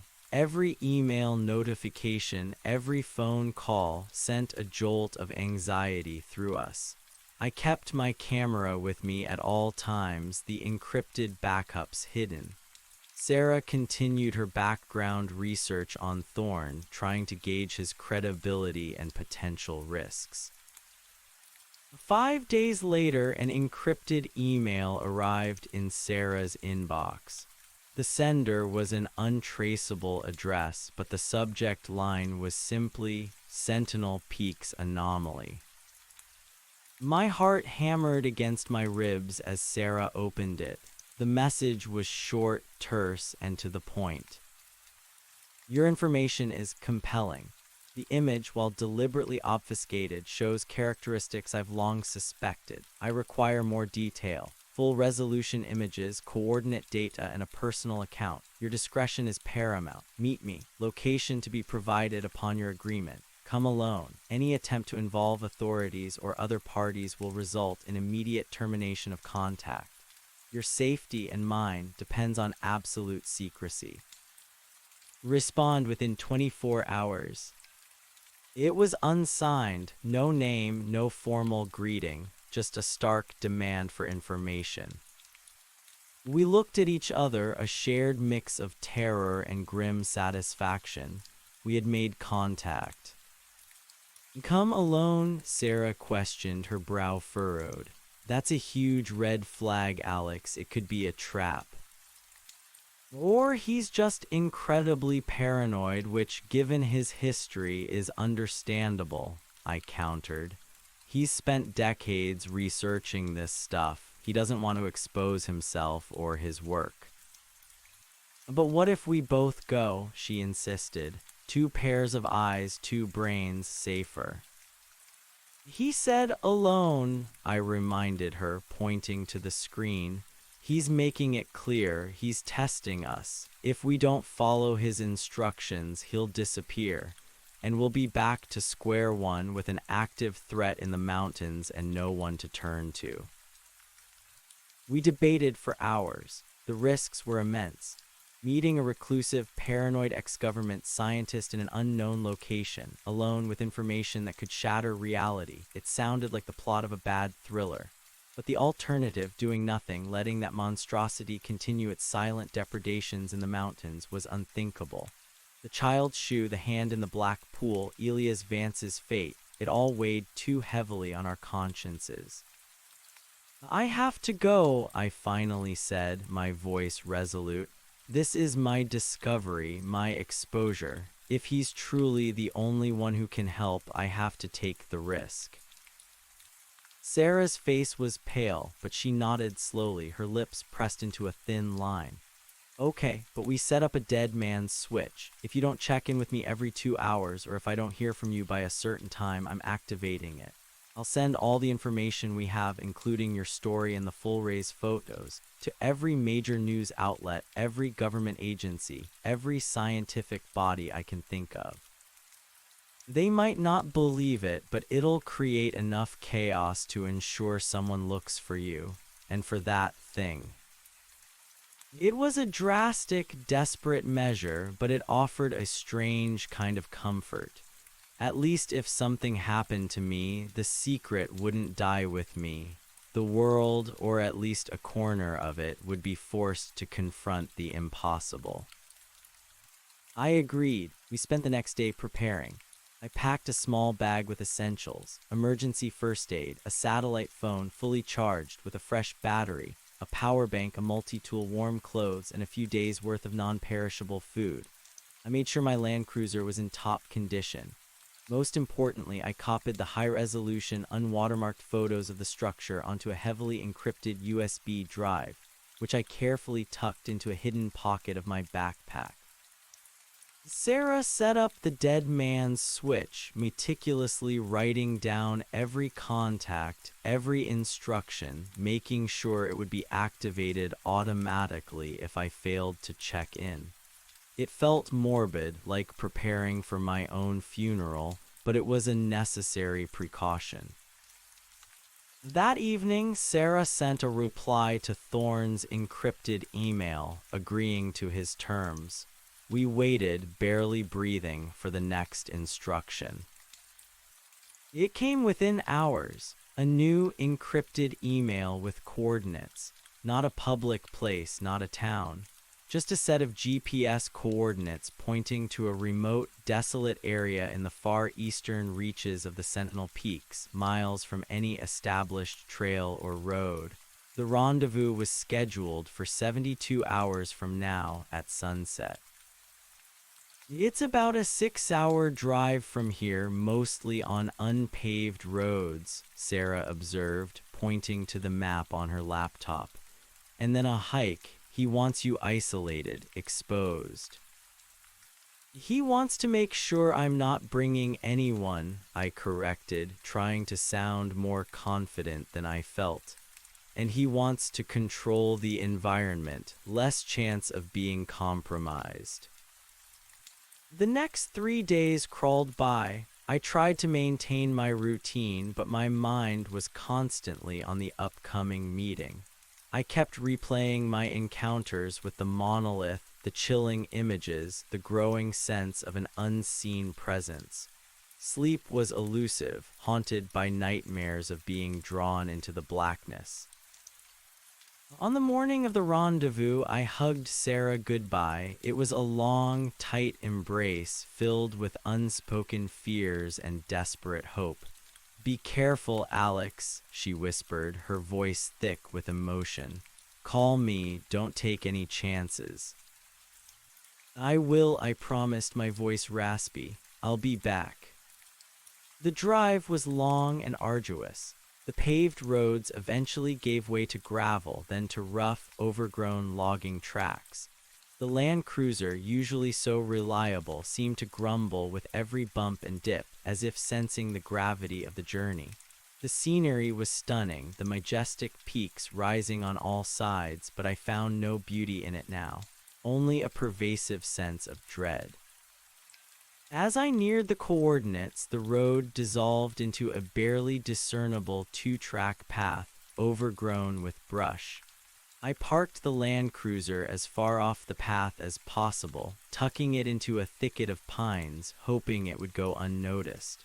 The sun was already beginning its descent, painting the western sky in hues of orange and purple. I checked my gear one last time. Sat phone in my pocket, GPS, encrypted USB drive secure. My camera, a silent witness, was slung over my shoulder. The hike was steeper and longer than I anticipated. The coordinates led me up a ridge, through a dense stand of firs, and eventually to a small, isolated plateau. The air grew colder as I ascended, the wind whipping through the pines with a mournful sigh. As I reached the plateau, the sun was just dipping below the horizon, casting long, distorted shadows across the landscape. The view was breathtaking, stretching for miles across the rugged Sentinel Peaks. But I wasn't here for the scenery. In the center of the plateau, a solitary figure stood, silhouetted against the fading light. He was tall and lean, dressed in practical outdoor gear, a faded canvas jacket, sturdy hiking boots, and a wide-brimmed hat that obscured his face. He held a pair of binoculars, scanning the distant peaks, seemingly oblivious to my arrival. "Dr. Thorne," I called out, my voice sounding strangely thin in the vast silence. The figure slowly lowered his binoculars and turned. He removed his hat, revealing a gaunt face deeply lined with piercing blue eyes that seemed to hold a lifetime of unspoken sorrow and relentless focus. His hair was a wild, unkempt silver mane. He looked exactly like the type of reclusive, driven academic I had imagined. "You're Alex," he stated, his voice a low, gravelly rasp that resonated with an unexpected authority. "Punctual, good." He took a step towards me, his gaze intense, piercing, as if trying to see into my very soul. "You have something for me, Alex, something about the canyon, about what lies within it." I nodded, my hand instinctively going to my backpack. "I do. I have photos and a story, a horrifying one." He gestured to the ground. "Sit, show me." I sat on a fallen log, my heart hammering. He remained standing, observing me with an unnervingly calm intensity. I pulled out my laptop, fumbled with the encrypted USB drive, and inserted it. The screen flickered to life, showing the login prompt. "The location," he stated, a new urgency in his voice as I typed my password. "Is it in Blackwood Canyon, near the old logging road?" I nodded, looking up at him. "Precisely. Hidden deep in a fold of the canyon, a clearing." His eyes, those piercing blue eyes, seemed to blaze with a hidden fire. My brother, Gerald, he was obsessed with that area, talked about the mountain's heart, about something ancient waking. They said he was mad. I knew he wasn't. I knew he saw something. I brought up the first image, the wide shot of the clearing, the churned earth, the massive, dark edifice. The laptop screen cast an eerie glow in the deepening twilight. Thorne leaned closer, his breath catching in his throat. He stared at the image, his face a mask of profound shock and a terrible recognition.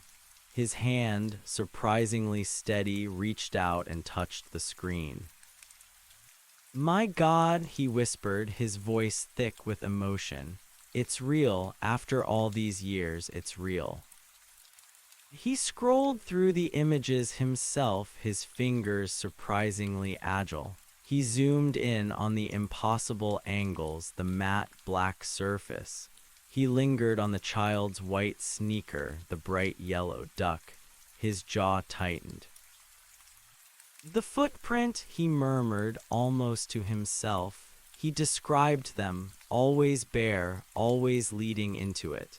He zoomed in on the general area around the base of the structure, and they vanish, don't they, like they were never there.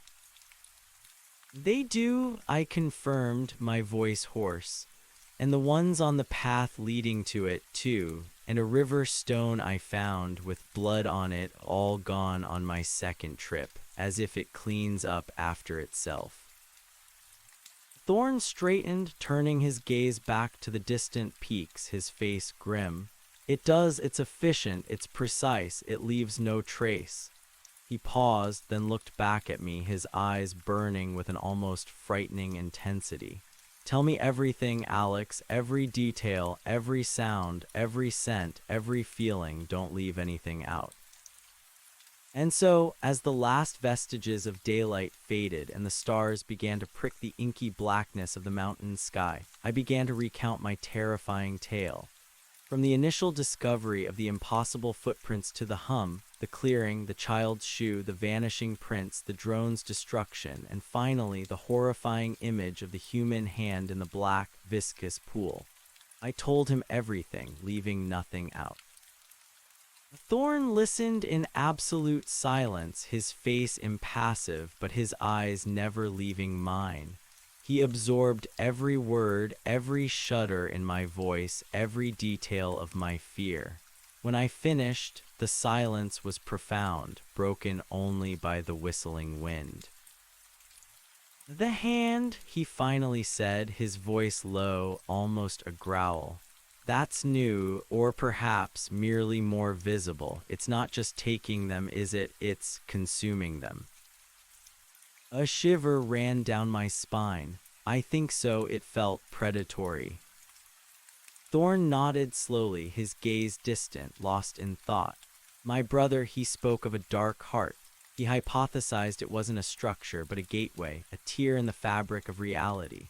He believed it was a source of immense, incomprehensible energy, an energy that could manifest and dissolve matter at will.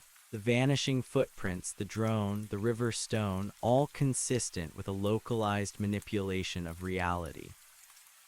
"A dimensional anomaly?" I asked, struggling to grasp the concept. "Or something far older, far stranger," he corrected, turning his piercing gaze back to me. "It draws people in. It has done so for centuries. The legends, the disappearances, it all points to a slow, methodical harvesting. It doesn't need to hunt, it simply waits. And when something is close enough, curious enough, it draws it into itself, into the void." He walked to the edge of the plateau, looking out at the vast, silent expanse of the Sentinel Peaks, his figure silhouetted against the faint glow of the distant valley lights. "And you, Alex, have now been caught in its gaze, twice. You are an anomaly to it." "And you, Alex, have now been caught in its gaze, twice. You are an anomaly to it. It knows you are aware, and you have sought to observe it. This makes you both a threat and a curiosity to it. Be warned, once it has registered you, it does not forget." Thorn turned from the panoramic view of the mountains, his eyes glinting in the faint moonlight now beginning to illuminate the plateau. The air had grown colder, and the wind carried a sharp, crystalline bite. "This isn't some territorial animal, Alex. It's an intelligence beyond our comprehension, operating on principles we can barely theorize. My brother Gerald was a brilliant man, not just a prospector. He possessed an uncanny intuition, a sensitivity to subtle energies. He called them whispers from the void. He felt its presence long before he ever stumbled upon its physical manifestation." He began to pace slowly, his worn boots crunching on the sparse gravel, his gaze fixed on some unseen point in the distance. "After he vanished, I dedicated my life to understanding what happened. My government work gave me access to certain unusual files. Disappearances in remote areas, inexplicable phenomena, geological anomalies that defied conventional explanation. I found patterns. Always in isolated wilderness, always near deep geological faults, always with local legends of devouring earth or hungry mountains. And a very few, mentioned subtle energy signatures, electromagnetic anomalies, localized gravity distortions." He stopped, turning to face me. "Your description of the hum, Alex, is critical. It's not just a sound, it's a resonant frequency. My brother described it as the song of the void, a vibrational pulse that could subtly alter perception, induce a trance-like state, and even manipulate matter. The vanishing footprints, the drone's sudden demise, not magic, not psychic powers, but a localized field effect. A manipulation of the very fabric of space and time around the structure." I felt a chill that had nothing to do with the night air. "So, it can make things disappear." Or transport them, Thorn corrected, his voice grave. Or, as you witnessed with the hand, assimilate them. Gerald believed it was a processing unit of sorts, not for raw materials, but for essence, life force. He theorized it fed on the very energy of living beings. The horrifying implication slammed into me. You mean it's eating people? Thorn's gaunt face hardened. Or converting them, transforming them. We don't know what its purpose is. But the pattern is clear. Proximity to the anomaly leads to disappearance, often preceded by an intense, almost magnetic draw.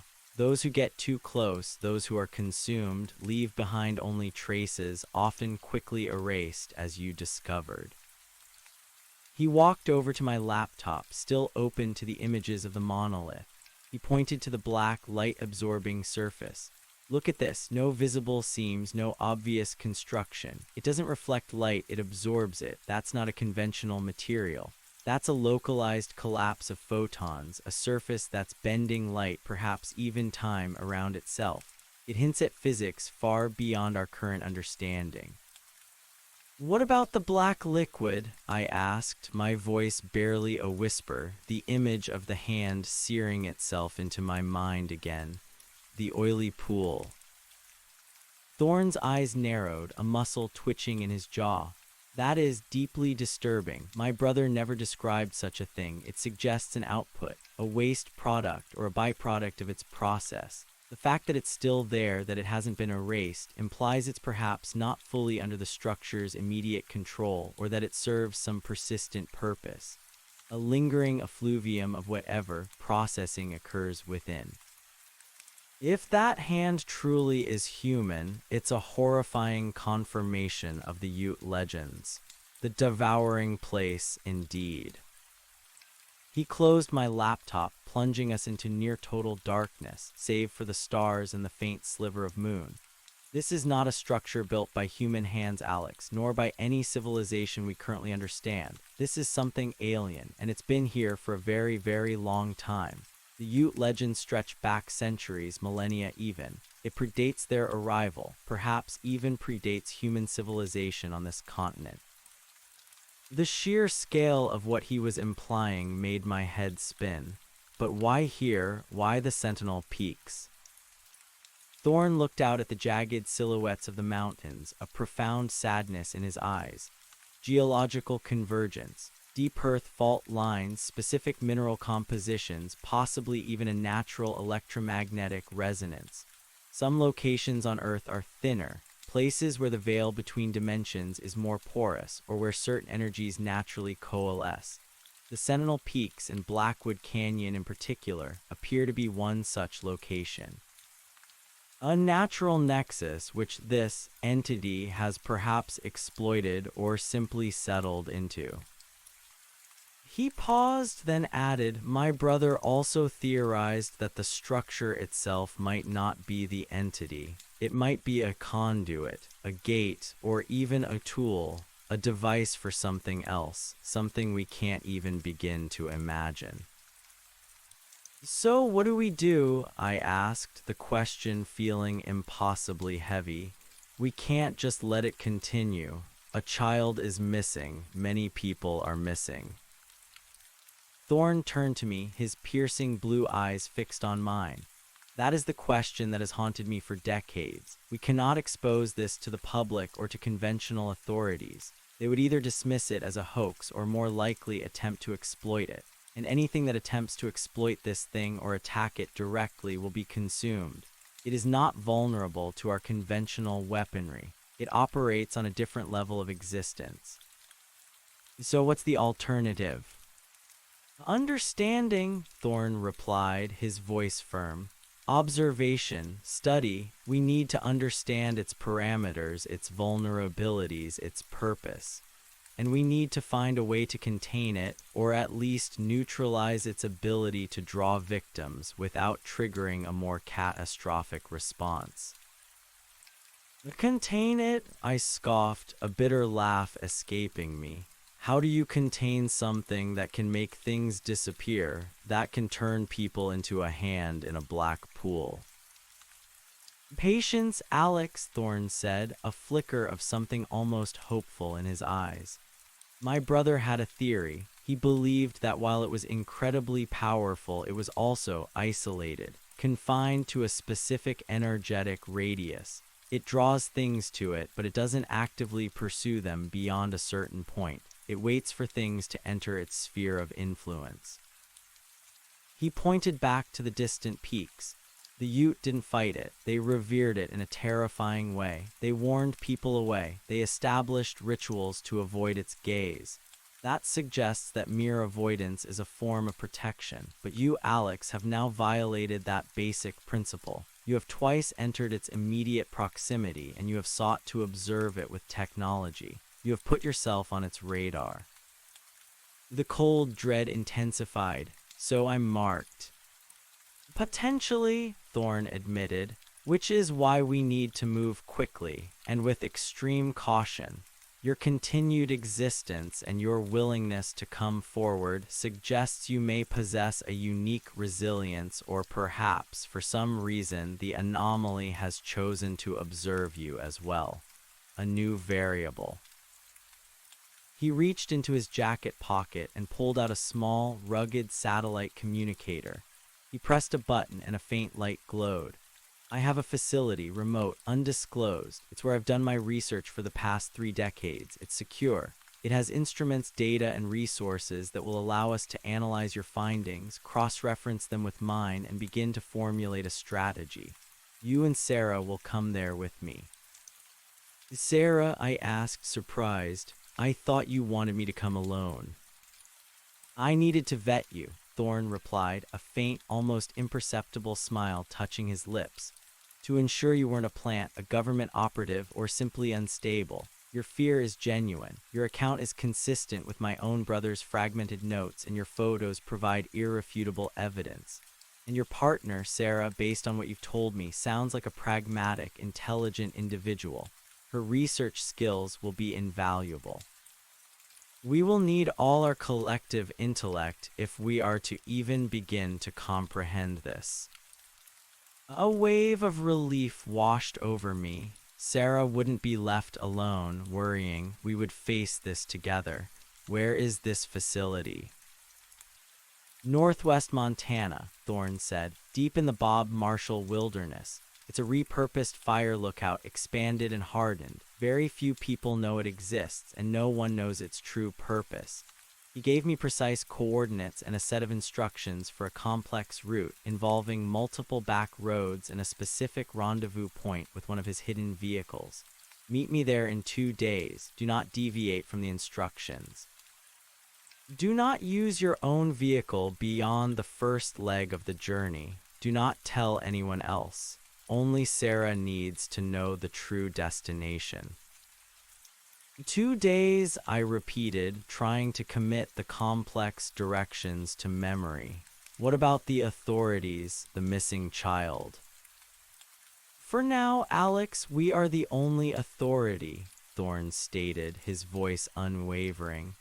And the child, sadly, is likely beyond our reach. We focus on the future, on understanding, on preventing more vanishings. This will not be a quick solution. This is a life's work. Are you prepared for that? I thought of the images on my laptop, the hum in the mountains, the cold dread that now clung to my bones. I thought of Sarah and the responsibility we now carried. Yes, I said, my voice firm. I am. Thorne gave a curt nod. Good, now you should leave. Travel under cover of darkness. Minimize your visibility. The less time you spend near here, the better. He pointed to a small, worn leather pouch attached to his belt. I have a few safeguards, localized electromagnetic dampeners. They create a small, localized field that helps to mask your presence from certain phenomena. Wear this. He unclipped the pouch and handed it to me. It felt cool and heavy in my palm. Keep it close. It won't make you invisible, but it might just make you a little less noticeable to whatever is listening. I clipped the pouch to my belt, a strange sense of both foolishness and desperation driving me. "Thank you, Dr. Thorne." "Call me Eris," he said, a ghost of a smile finally appearing on his gaunt face. "We are in this together now, Alex, a very small, very secret society against an unimaginable force." He put his hat back on, pulling the brim low, obscuring his eyes once more. "Now go and be discreet." I packed my laptop, gathered my gear, and gave him one last look before turning to descend the ridge.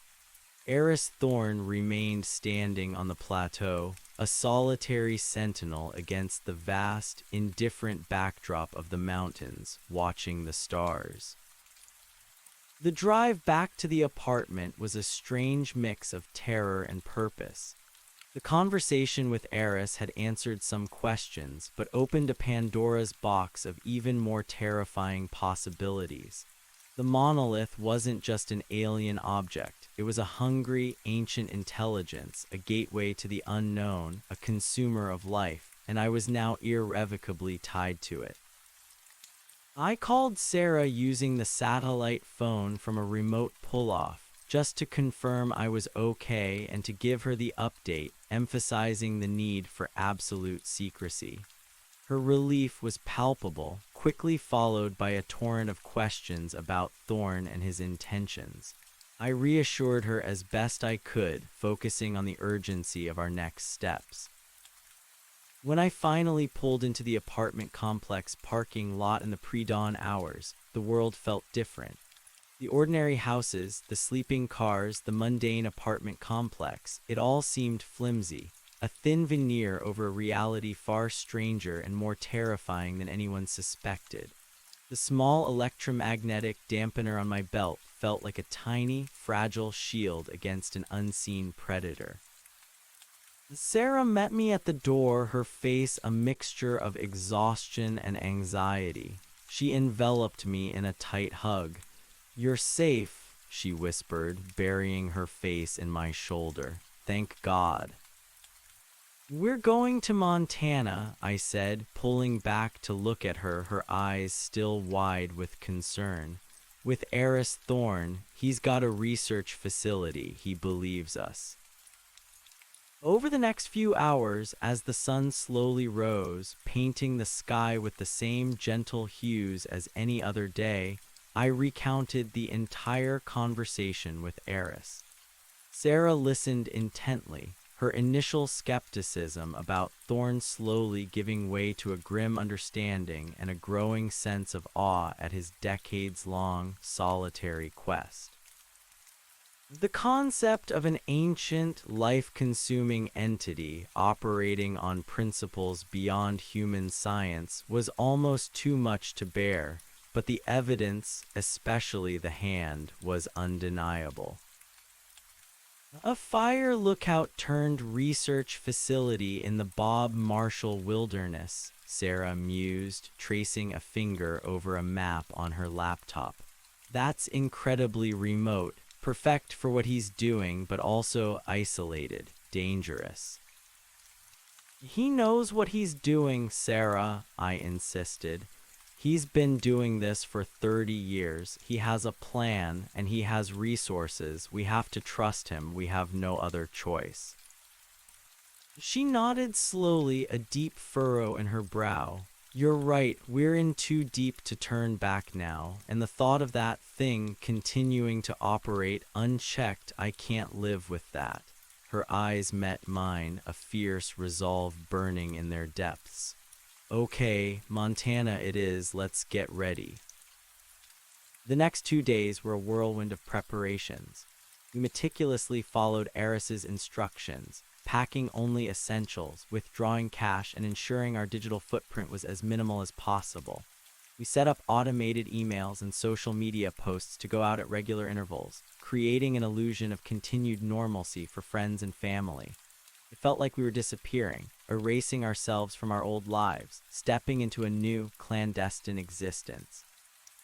We told our respective employers we were taking an extended, spontaneous trip, citing a need for a creative sabbatical for me and an academic research expedition for Sarah. It was flimsy, but enough to buy us time.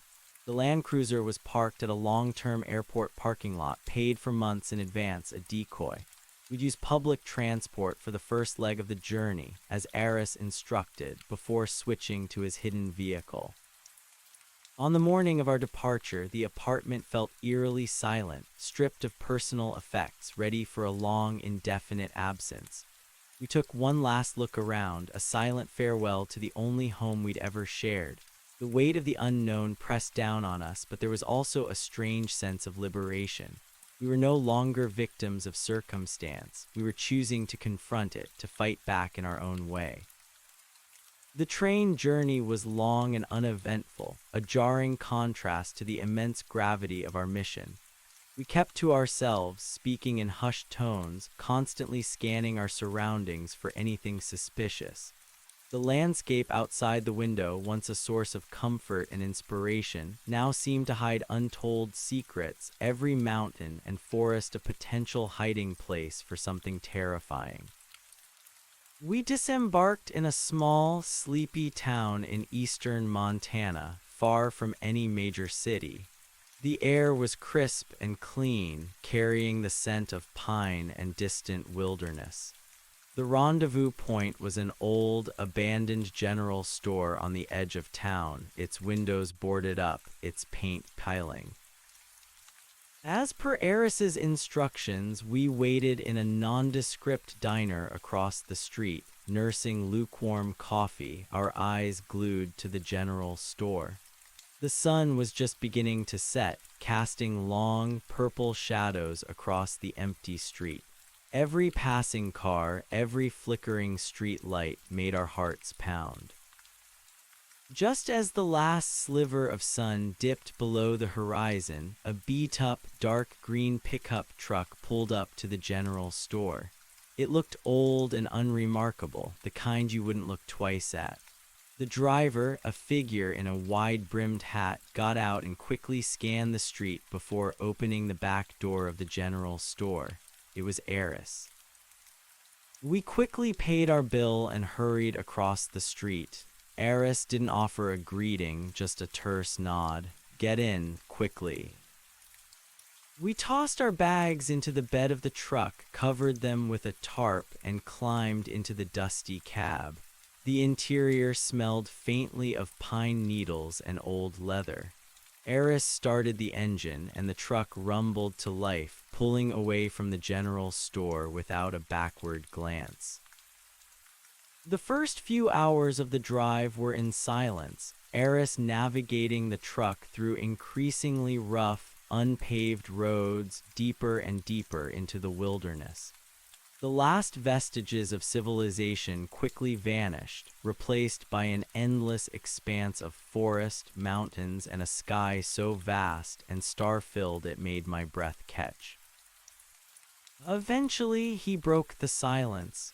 "The facility is another 3 hours. We'll be off-road for a good portion of it. It's designed to be inaccessible, hard to find, and even harder to get to if you don't know the exact route." Sarah leaned forward, her voice hushed. "What can we expect there, Eris? What kind of resources do you have?"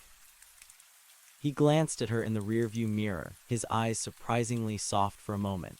"Expect an unvarnished truth. Expect a lifetime of compiled data, theories, and failures. Expect a secure environment where we can speak freely without fear of being overheard. As for resources, I have equipment for electromagnetic scanning, gravity wave detection, some experimental resonance dampeners, and a very large library.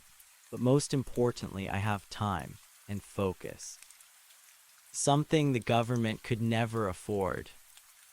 He paused, then added, "And I have a small team, 2 others, trustworthy, dedicated. They've been with me for years. They understand the stakes." A small team, that was a surprise. I had pictured Eris as a solitary figure. "Who are they?" I asked. Dr. Alina Petrova, a brilliant physicist formerly with CERN, specializing in quantum entanglement and field theory, Eris explained. And Silas, a former Special Forces operative, now my security and logistics expert.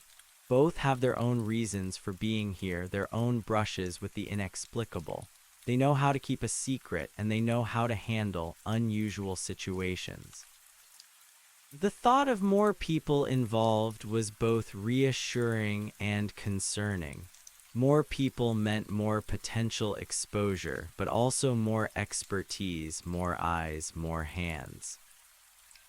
The truck continued its arduous climb, the road becoming little more than a game trail. The trees grew denser, towering over us, obscuring the sky. The air grew colder, and a profound silence descended, broken only by the rumble of the truck's engine and the occasional rustle of unseen wildlife. Finally, after what felt like an eternity, Eris slowed the truck. "We're here." He cut the engine, and the sudden silence was absolute. I looked out the window, but saw nothing but an impenetrable wall of trees. "Where?" I asked, confused. Eris pointed. "There." Squinting into the darkness, I could just make out a faint, almost imperceptible glimmer of light high above us, through a break in the canopy. It was a single, solitary beacon, barely visible against the star-strewn sky. "It's a hike from here," Eris said, opening his door. "About an hour uphill. Silas will meet us halfway. He'll make sure the truck is hidden and no one follows our trail." We grabbed our backpacks, the air instantly biting cold as we stepped out of the truck. Eris pulled out a heavy-duty flashlight, its beam cutting a path through the dense forest. We began to ascend a steep, barely discernible path, the ground soft with pine needles and damp earth. The hike was strenuous, the air thin, and the darkness absolute, save for Eris's flashlight beam. After about 30 minutes, a new light appeared ahead of us, bobbing rhythmically. A tall, heavily built figure emerged from the trees, carrying a powerful rifle. "Silas," Eris greeted, his voice low. Silas nodded, his face shadowed by a tactical cap. He had a grizzled beard and eyes that missed nothing. He gave us a quick, professional assessment before turning to Eris. "All clear, Doctor. No sign of disturbance. I'll take care of the vehicle." With another terse nod, Silas melted back into the shadows, leaving us with a lingering sense of his formidable presence. He radiated an aura of calm, deadly competence. We continued our climb, the path becoming steeper, switchbacking up the side of the mountain. My lungs burned and my legs ached, but the anticipation of what lay ahead spurred me on. Finally, the trees began to thin, and we emerged onto a rocky, exposed ridge. And there it was. Perched atop the highest peak, silhouetted against the vast, star-filled sky, stood a structure that was both anachronistic and perfectly integrated into the landscape. It was an old fire lookout tower, but clearly heavily modified. Its wooden base had been reinforced with steel and concrete, and the small cabin at the top, normally a glass enclosure, was now clad in dark, non-reflective panels, with only a few narrow, recessed windows glowing faintly. A large, complex antenna array rose from its roof, silently sweeping the heavens. The single light I had seen from below emanated from a small, shielded dome on one side, likely a security camera. It looked less like a lookout and more like a fortress, a scientific outpost at the edge of the known world. As we approached the base of the tower, a heavy steel door, seamlessly integrated into the rock face, slid open with a soft hiss.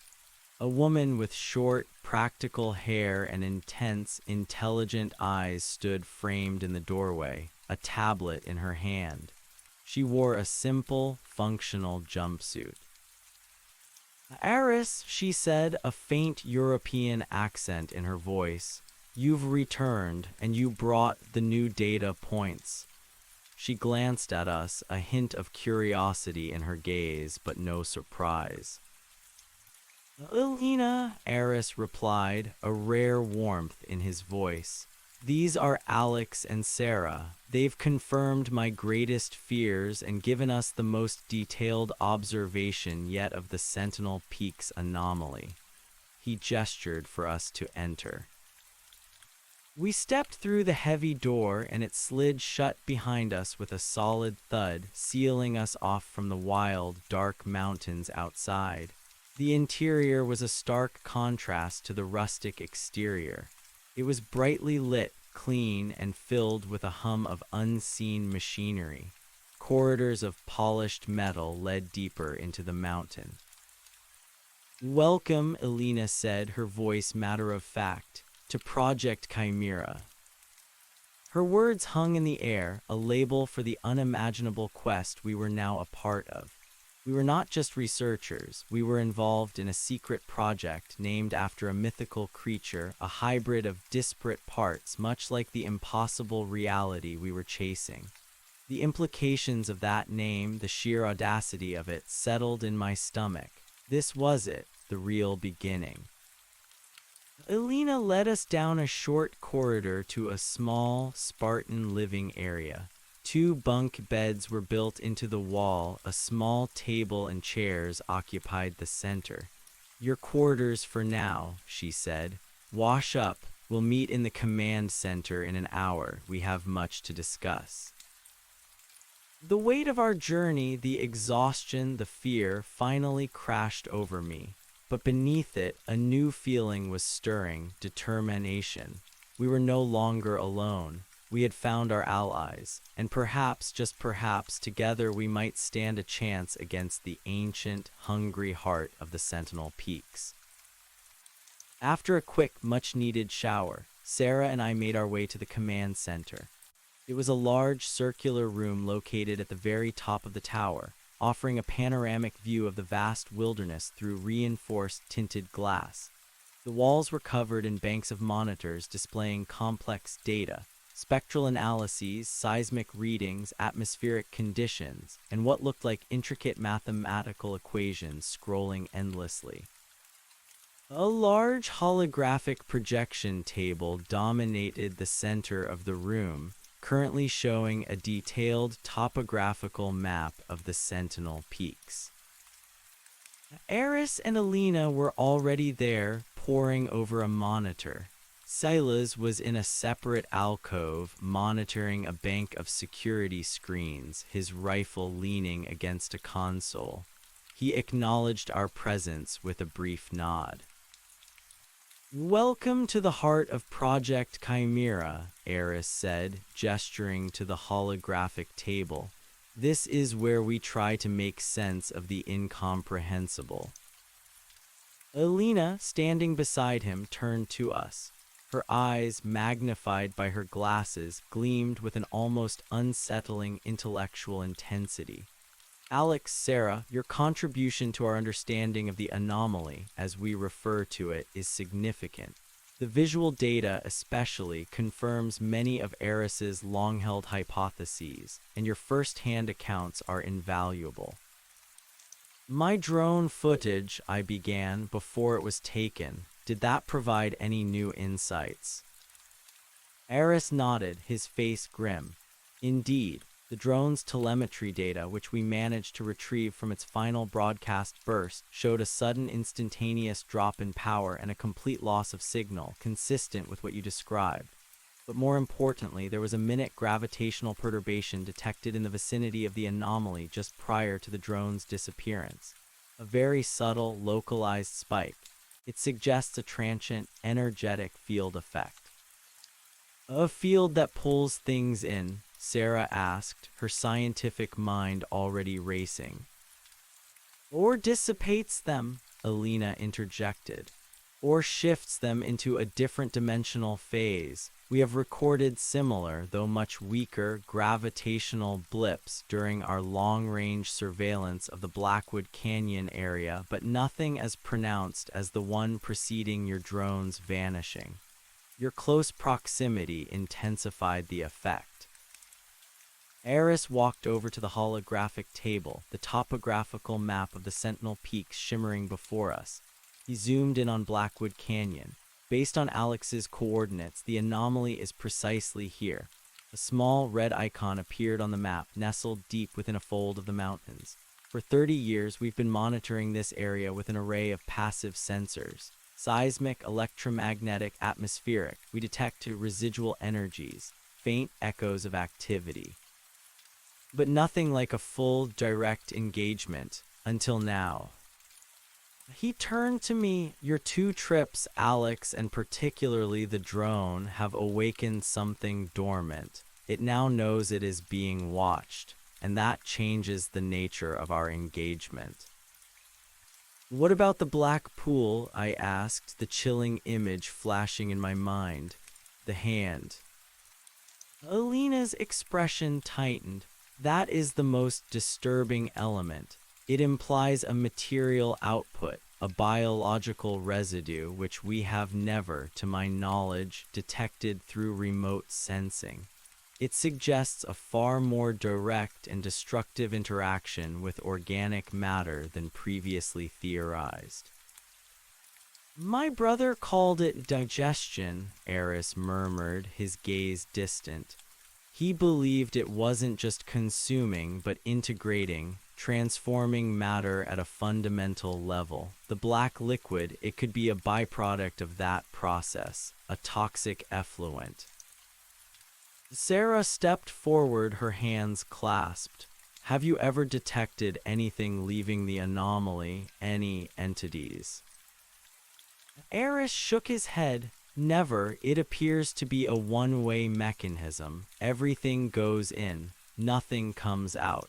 Or if it does, it's transformed into something utterly unrecognizable, something that registers as background noise to our instruments. He pointed to another monitor, which displayed a complex, fluctuating waveform. This is what we call the resonance signature. It's the constant, low-frequency hum Alex described. It's an energetic field that saturates the anomaly's immediate environment. We believe it acts as a subtle attractant, subtly influencing the minds of those who approach, drawing them in with a compelling, almost irresistible curiosity. Like a siren's song, I murmured, remembering the overwhelming urge that had led me back to the clearing. Precisely, Alina agreed. The Ute legends speak of the mountain singing. It's not just a poetic phrase, it's a literal description of an energetic influence on human perception. So it draws people in, then dissolves them or transforms them and leaves behind a hand, Sarah summarized, her voice tinged with horror. The hand is the critical variable, Eris stated, his voice firm. It indicates a biological, physical interaction beyond our prior understanding. It's no longer just about disappearing. It's about what's left behind and what that means for its purpose.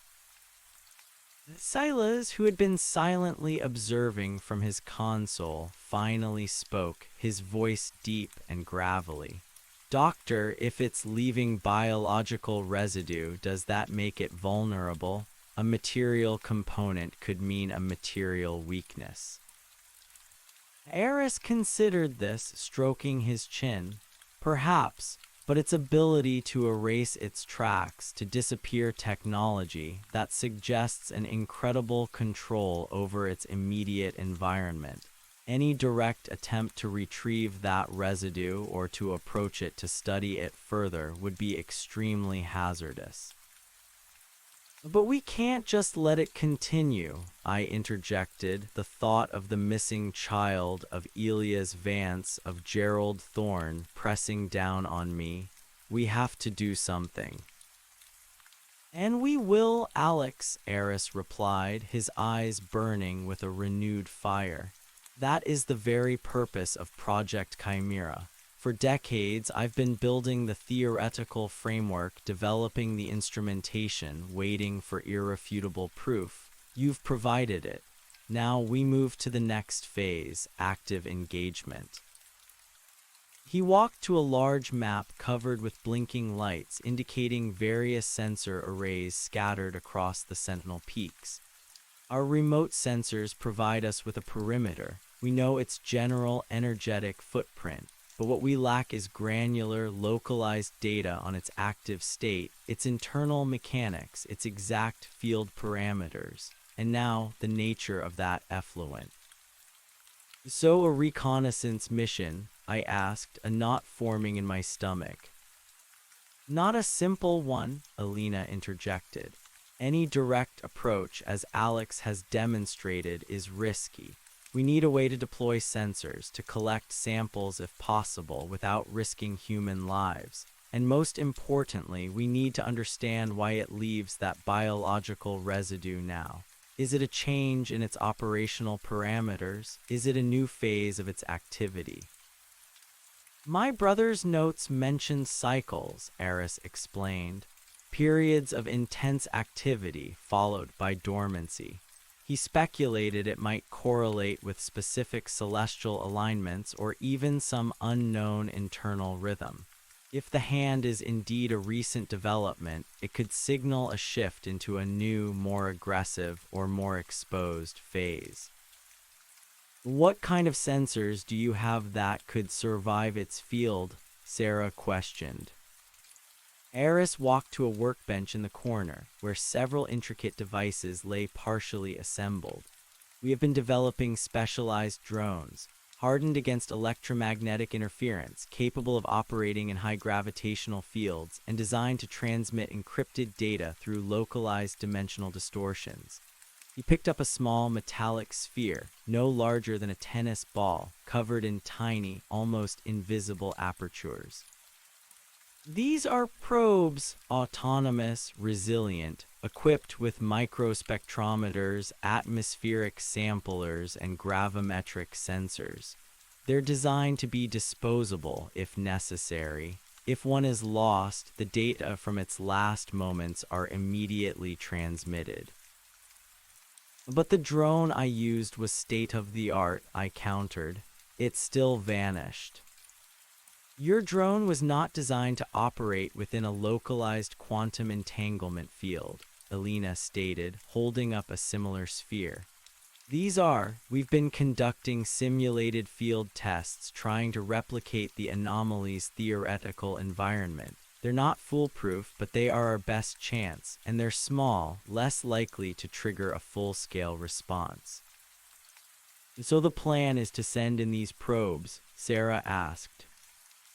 Precisely, Eris confirmed, but deployment is the challenge. We need to get them close enough to a precise drop zone without exposing ourselves. That means another trip to Blackwood Canyon, but this time it won't be a single, unprepared individual. He looked at me meaningfully. This time we go in as a team with full intelligence and appropriate precautions. Who would go? I asked, my voice tight. Eris's gaze swept over the three of us. Sila's for security and close-range tactical deployment. Alex for your unique familiarity with the terrain and the exact location of the anomaly. And either Alina or myself to monitor the probes in real time and make critical decisions on the ground. Sarah interjected, I need to be there. My expertise in historical context and geological patterns could provide crucial insights on site. Eris considered her, then nodded. Agreed, your input will be valuable, so all four of us, a ground team. Alina will remain here at the base, monitoring the long-range sensors, analyzing incoming data, and maintaining the secure communication link. And what about the resonance signature? I asked, remembering the constant hum, the sense of being drawn in indefinite. And what about the resonance signature? I asked, remembering the constant hum, the sense of being drawn in. Eris turned to a different monitor, displaying the complex, fluctuating waveform again. The resonance signature is tricky. It's not just a sound, it's an energetic field that subtly alters perception, induces a trance-like state, a powerful curiosity. It's how it draws its victims. My brother Gerald was very susceptible to it. He described it as an almost irresistible urge to approach, to understand. He walked back to the workbench, picking up a small, sleek device that resembled a high-tech earpiece.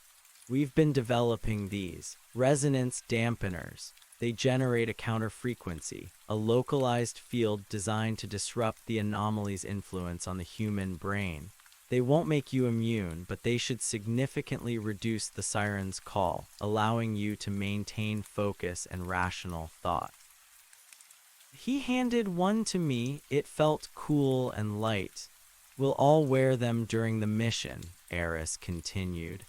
Alina has refined the algorithms over years, but we've never tested them in the field, not against an active, powerful signature. This will be their first true trial.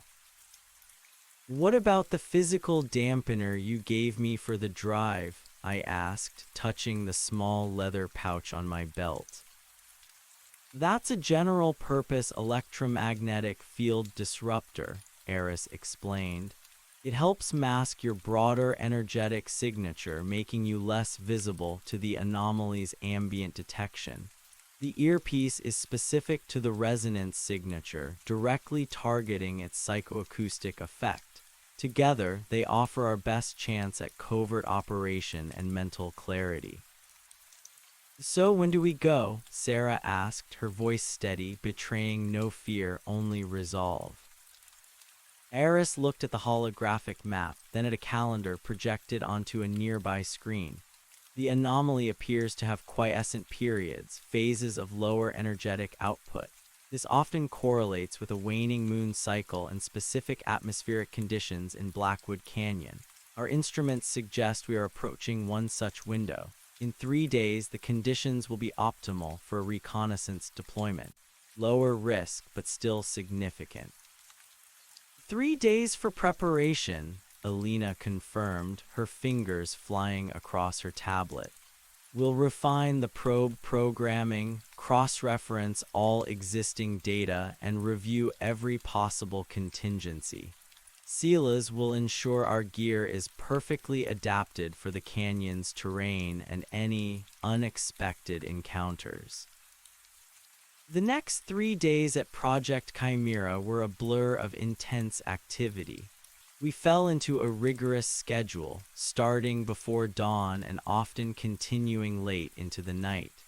Alina immersed herself in the probe programming, her corner of the command center filled with the soft glow of monitors and the quiet clicks of her keyboard. She explained the intricacies of quantum entanglement fields, localized gravity distortions, and the theoretical physics underpinning the anomaly's existence. Her passion was infectious, making even the most abstract concepts feel tangible and terrifyingly real. Eris, meanwhile, took us through decades of his compiled research. We devoured his journals, meticulously handwritten notes filled with sketches, diagrams, and chilling personal anecdotes from his brother, Gerald. He showed us old government files, declassified reports of inexplicable disappearances, and energy signatures that perfectly mirrored our current findings. We saw spectral analyses of areas near Blackwood Canyon, showing faint, almost imperceptible energetic fluctuations that Eris believed were the anomaly's distant echoes. He even had a small collection of artifacts, strange, unnervingly smooth stones, samples of Earth with unusual crystalline structures, all from locations with similar legends of vanishing. Silas, the quiet, formidable operative, focused on practicalities. He led us through rigorous training sessions in a hidden underground bunker, teaching us silent movement, stealth tactics, and emergency protocols. He showed us how to navigate by compass and stars, how to set up temporary shelters, and how to use our satellite communication devices under various scenarios. He emphasized teamwork, coordination, and absolute discipline. His eyes, though often unreadable, conveyed a deep understanding of the dangers we faced. He showed us how to use the special, modified grappling hooks and rappelling gear designed for the sheer cliffs of the canyon, and how to pack our specialized equipment for maximum efficiency and quick deployment. One evening, Eris brought out a detailed topographical map of Blackwood Canyon, a large-scale printout spread across the holographic table. He traced the route with a laser pointer. Our approach will be from the north, through the higher elevations. This allows us to maintain a visual on the canyon floor and gives us an elevated vantage point for probe deployment. Silas has identified several potential bivouac sites, high above the anomaly's projected sphere of influence, the area where the resonance signature becomes truly compelling. How close do we need to get to deploy the probes effectively? Sarah asked, leaning over the map. Ideally, within a kilometer line of sight, Elena interjected, walking over from her console. The further we are, the more environmental interference, the less precise our data, but any closer and the risk escalates exponentially. The probes themselves are small, but they emit a weak energetic signature as they operate. We don't want to draw undue attention to them or to ourselves. We'll establish a forward observation post on the rim of the canyon, Eris continued. From there, we'll deploy the probes one by one. Each probe has a limited operational lifespan, about 8 hours before its power core degrades, so we'll have to work quickly and efficiently. I felt a surge of unease. What if the anomaly reacts? What if it tries to intercept the probes? Eris's gaze was steady. That is the primary risk. The probes are hardened but not indestructible. If it perceives them as a direct threat, it could attempt to neutralize them. Our goal is to gather data without provoking a full response. We want to be a fleeting shadow, not a direct challenge. Silas finally spoke, his voice calm and measured. My role is to ensure the shadows remain deep. If there's any indication of a physical presence, anything moving against us, I'll be the first line of defense. But direct confrontation with this thing is not an option. Avoidance, stealth, and retreat are our primary tactics. He then led us through a rigorous physical conditioning program, running drills in the thin mountain air, practicing climbing and rappelling techniques. He emphasized quiet, deliberate movements. He also trained us in hand signals, silent communication protocols, and emergency extraction procedures. Sarah, though initially struggling with the physical demands, pushed herself with an impressive academic discipline, refusing to be a liability. I, drawing on my mountaineering experience, found a new purpose in applying my skills to this terrifying endeavor. The night before the mission, a heavy silence hung over Project Chimera. We gathered in the command center, the monitors displaying the latest environmental data for Blackwood Canyon. The moon was a sliver, the atmospheric pressure stable, the electromagnetic background quiet, optimal conditions. Eris looked at us, his eyes filled with a mixture of grim determination and a fragile hope. We've done all we can to prepare, but remember, this is entirely uncharted territory. There are no guarantees. Your lives are paramount. If at any point the situation becomes untenable, you fall back. Do not engage. Do not sacrifice yourselves for data. Alina handed us each a small, secure tablet. These are loaded with the probe control interface, real-time telemetry, and our encrypted communication channels. Any data the probes collect will be instantly relayed to these devices and then to the base. They also have a detailed topographical map of Blackwood Canyon, overlaid with all known sensor data and potential hazard zones. Silas checked our gear one last time: repelling harnesses, compact survival kits, first aid water, high-energy rations, and the specialized resonance dampeners. He also issued each of us a small, powerful sidearm, a compact, silenced pistol with a stern, unblinking warning. These are for desperate situations only, for human threats or aggressive wildlife. They will do absolutely nothing against the anomaly. Understand? We all nodded. The gravity of carrying a firearm, even with such explicit limitations, was sobering. As we prepared to depart, Eris handed me a small, sealed bag. Alex, inside is a high-frequency acoustic emitter. If for any reason communications are lost and you find yourself in extreme danger, activate this. It emits a sonic pulse that could, theoretically, disrupt the anomaly's field enough to give you a momentary window for escape. It's a last resort. It might also provoke a full-scale response. The warning was stark. We knew the stakes. We left Project Chimera under the cloak of pre-dawn darkness, the silence of the wilderness broken only by the crunch of our boots on pine needles. Silas led the way, his movements fluid and silent, his rifle held ready. We followed him, a small, grim procession heading into the heart of the unknown.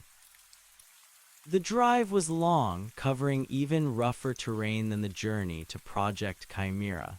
Eris, at the wheel of a different, more rugged off-road vehicle, navigated hidden tracks and dense forest.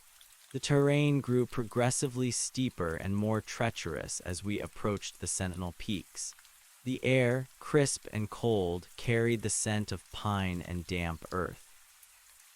As the sun began to paint the eastern sky with hues of purple and gold, we finally reached the edge of the designated buffer zone around Blackwood Canyon.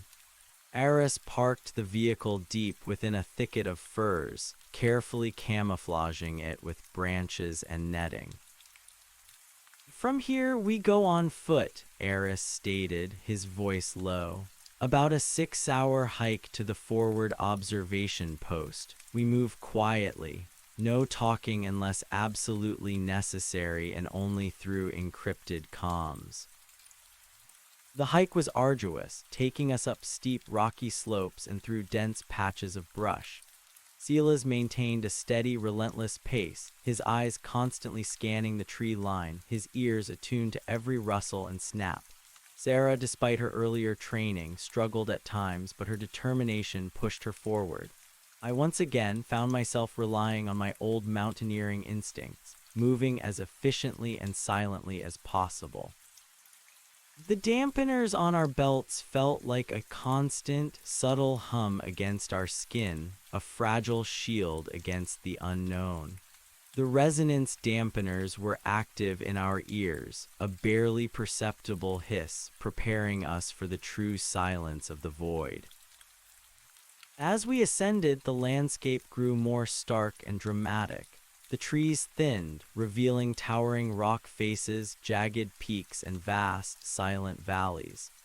Blackwood Canyon, a deep scar in the earth, eventually came into view, stretching out before us like a gaping maw. It was even more imposing in person, a dark, foreboding chasm perpetually shrouded in shadow. We reached the forward observation post just as the sun was nearing its zenith. It was a rocky outcrop, high on the canyon rim, offering a perfect, unobstructed view of the clearing below. The anomaly, the black edifice, was a stark, impossible geometry against the shadowed floor of the canyon. From this distance, it looked strangely serene, a silent sentinel, but I knew the horror it contained. Silas immediately established a perimeter, his movements swift and efficient. He placed small, camouflaged sensors around our position, linking them to his tablet. Eris and Sarah set up a temporary command center, unfolding compact solar panels to power their equipment, carefully arranging their monitors and communication gear. Environmental readings are stable. Alina's voice crackled softly through our comms from the base. No significant energy fluctuations detected from the anomaly. The resonance signature is low but present. I could feel it now even through the dampener. A subtle pressure behind my ears, a faint, almost subliminal hum, a whisper of profound, compelling curiosity. It was weaker than my previous encounters, but still unsettling. The earpiece was working, shielding my mind from its full seductive power. Eris looked at me, his gaze intense. "Alex, how are you feeling? Any unusual sensations?" I took a deep breath. The hum is there, but muted. It's tolerable. The dampeners are definitely working. Sarah nodded beside me. I feel it too. A faint buzz, but nothing overwhelming. My mind feels clear. "Good," Eris said, turning to the holographic table where the detailed map of the canyon shimmered. "Now for probe deployment. We will start with 3, P1, P2, and P3. P1 will perform a wide-angle sweep, mapping the immediate energetic field.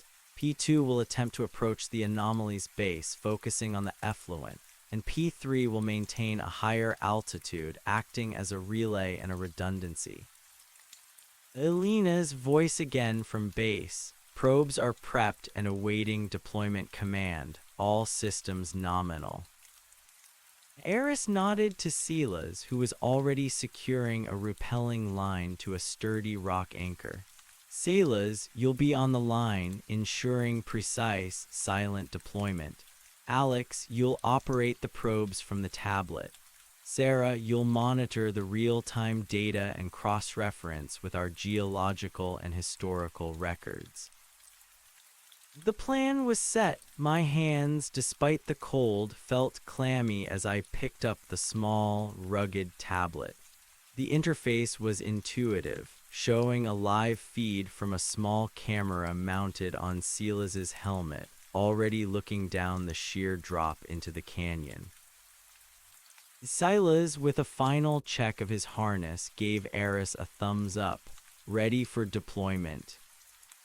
"Proceed, Silas," Eris ordered, his voice unwavering. Silas slowly, carefully began to descend the cliff face, rappelling with practiced ease. He was a dark, silent shadow against the rough rock. We watched his helmet cam feed on the tablet, a dizzying descent into the canyon's depths. After a few minutes, Silas reached a small, flat ledge about 100 meters below our position, perfectly positioned for line-of-sight deployment. He unclipped a small pouch from his belt, revealing the 3 metallic spheres, the probes. "Deployment zone reached," Silas's voice crackled. "Ready for P1.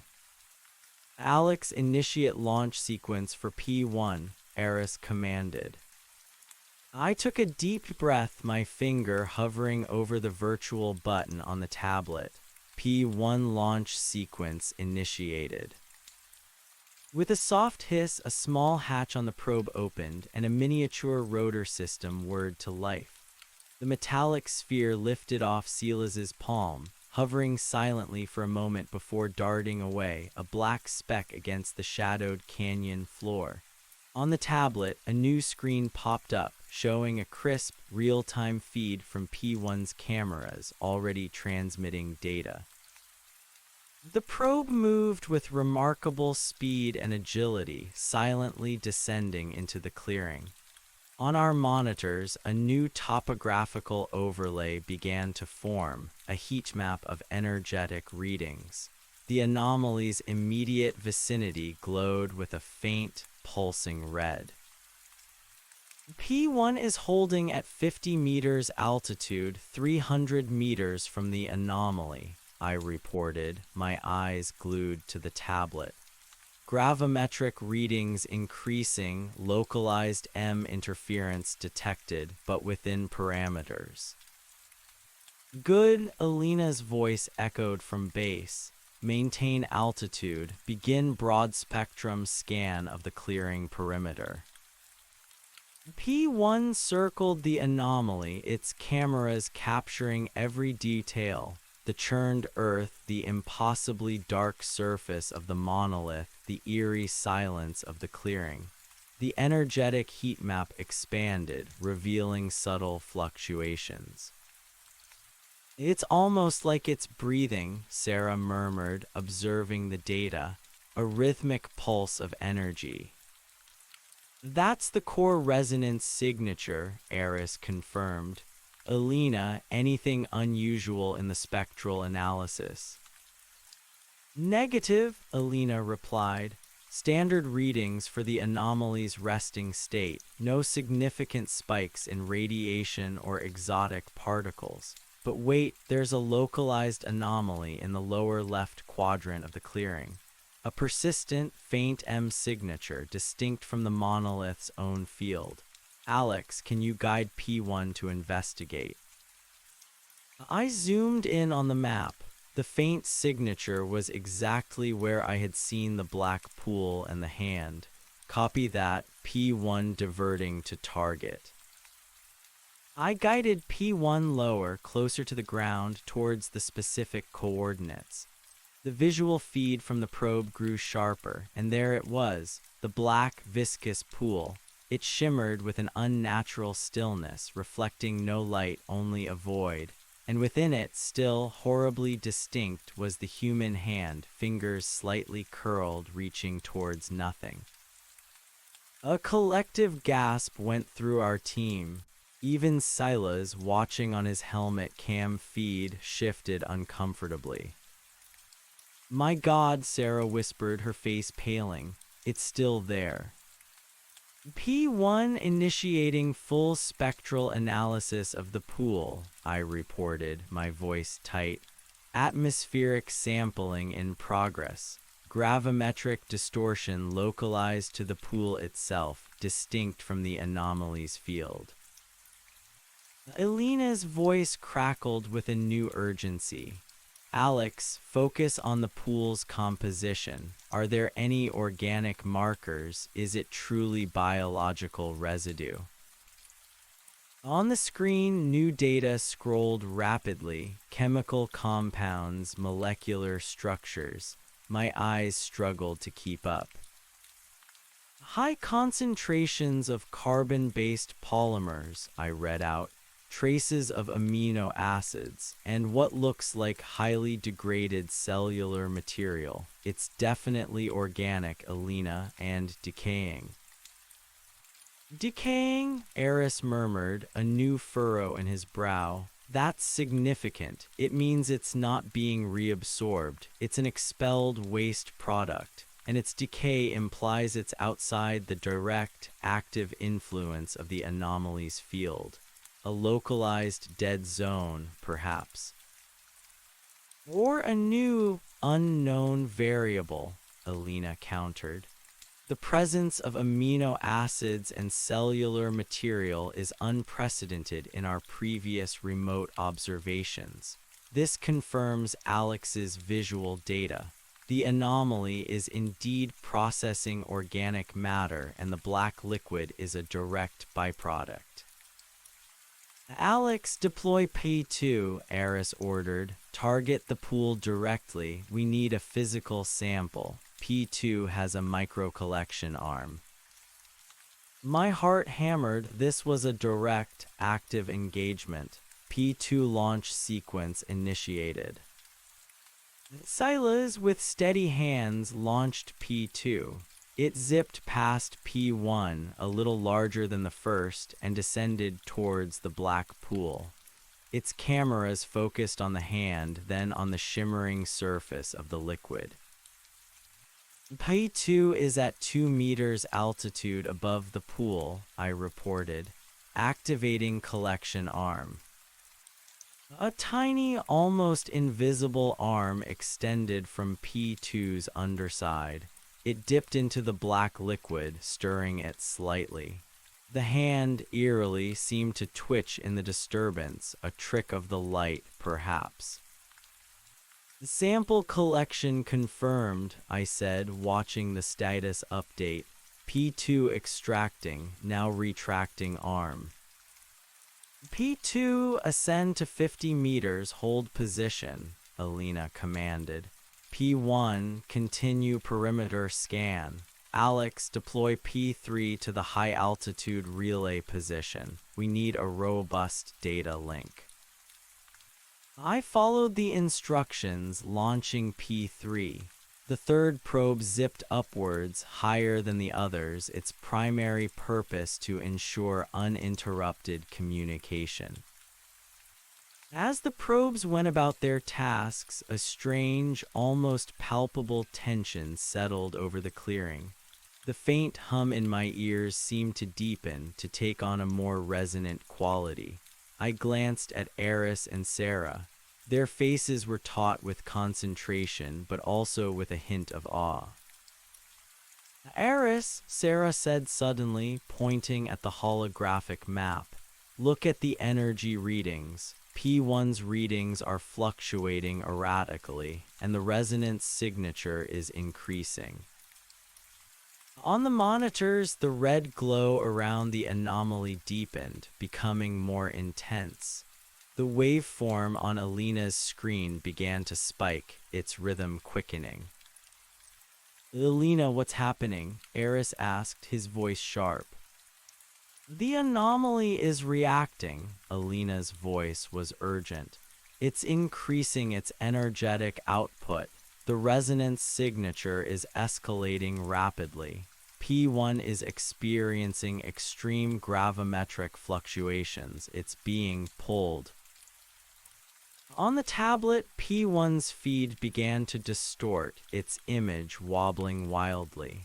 The drone, which had been holding steady, suddenly veered sideways as if caught in an invisible current. P1 is losing altitude, I yelled. It's being drawn in, gravimetric forces exceeding operational limits. Alex, pull it out, Eris ordered. Disengage, full thrust reverse. I slammed my finger on the escape command, but it was too late. On the screen, the black monolith loomed larger, closer. P1 spun uncontrollably, a flurry of static, then plunged towards the anomaly's base.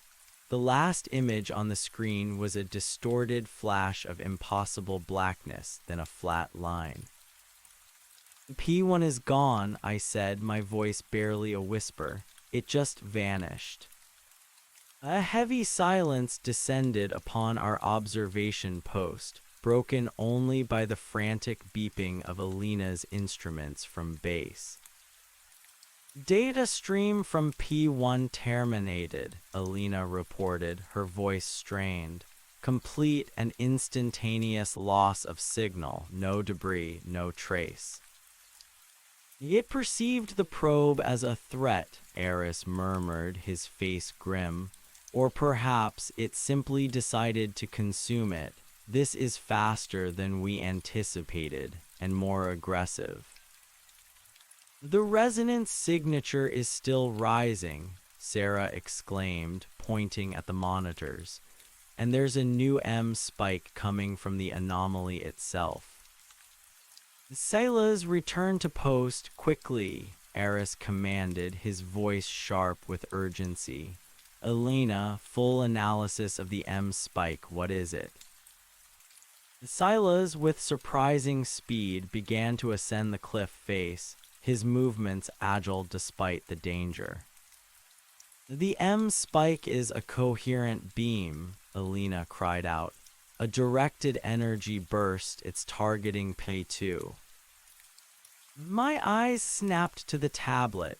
P2, which had been holding steady above the black pool, was suddenly engulfed in a shimmering, almost invisible ripple of energy. Its feed flickered, distorted, then froze. P2 is down, I yelled. The feed is frozen, it's unresponsive. No, Alex, wait, Alina's voice was frantic.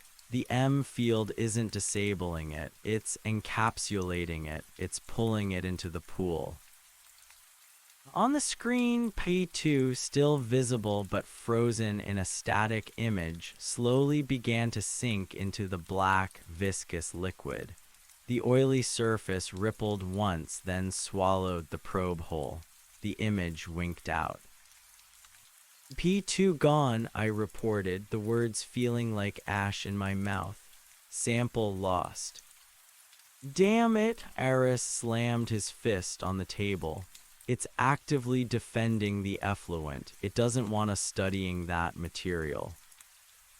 The resonance signature is reaching critical levels. Sarah's voice was shrill with alarm. It's spreading, our dampeners are struggling. Suddenly, the subtle hum in my ears intensified dramatically. It wasn't just a hum anymore. It was a throbbing pressure, a deep, resonant pulse that vibrated through my very bones. A wave of overwhelming curiosity, a strange, undeniable urge to go down there to see, to understand, slammed into me. The dampener was still working, but it was being strained to its limits, like a fragile shield against a tidal wave. My mind felt like it was being stretched, pulled. Aris, the dampeners are failing, I gasped, clutching my head. It's too strong. Sarah was struggling too, her face contorted in a grimace of effort, her hands pressed against her ears. It's trying to overwhelm us, it's pushing into my mind. Fall back, everyone, fall back, Aris roared, his voice barely audible above the rising hum.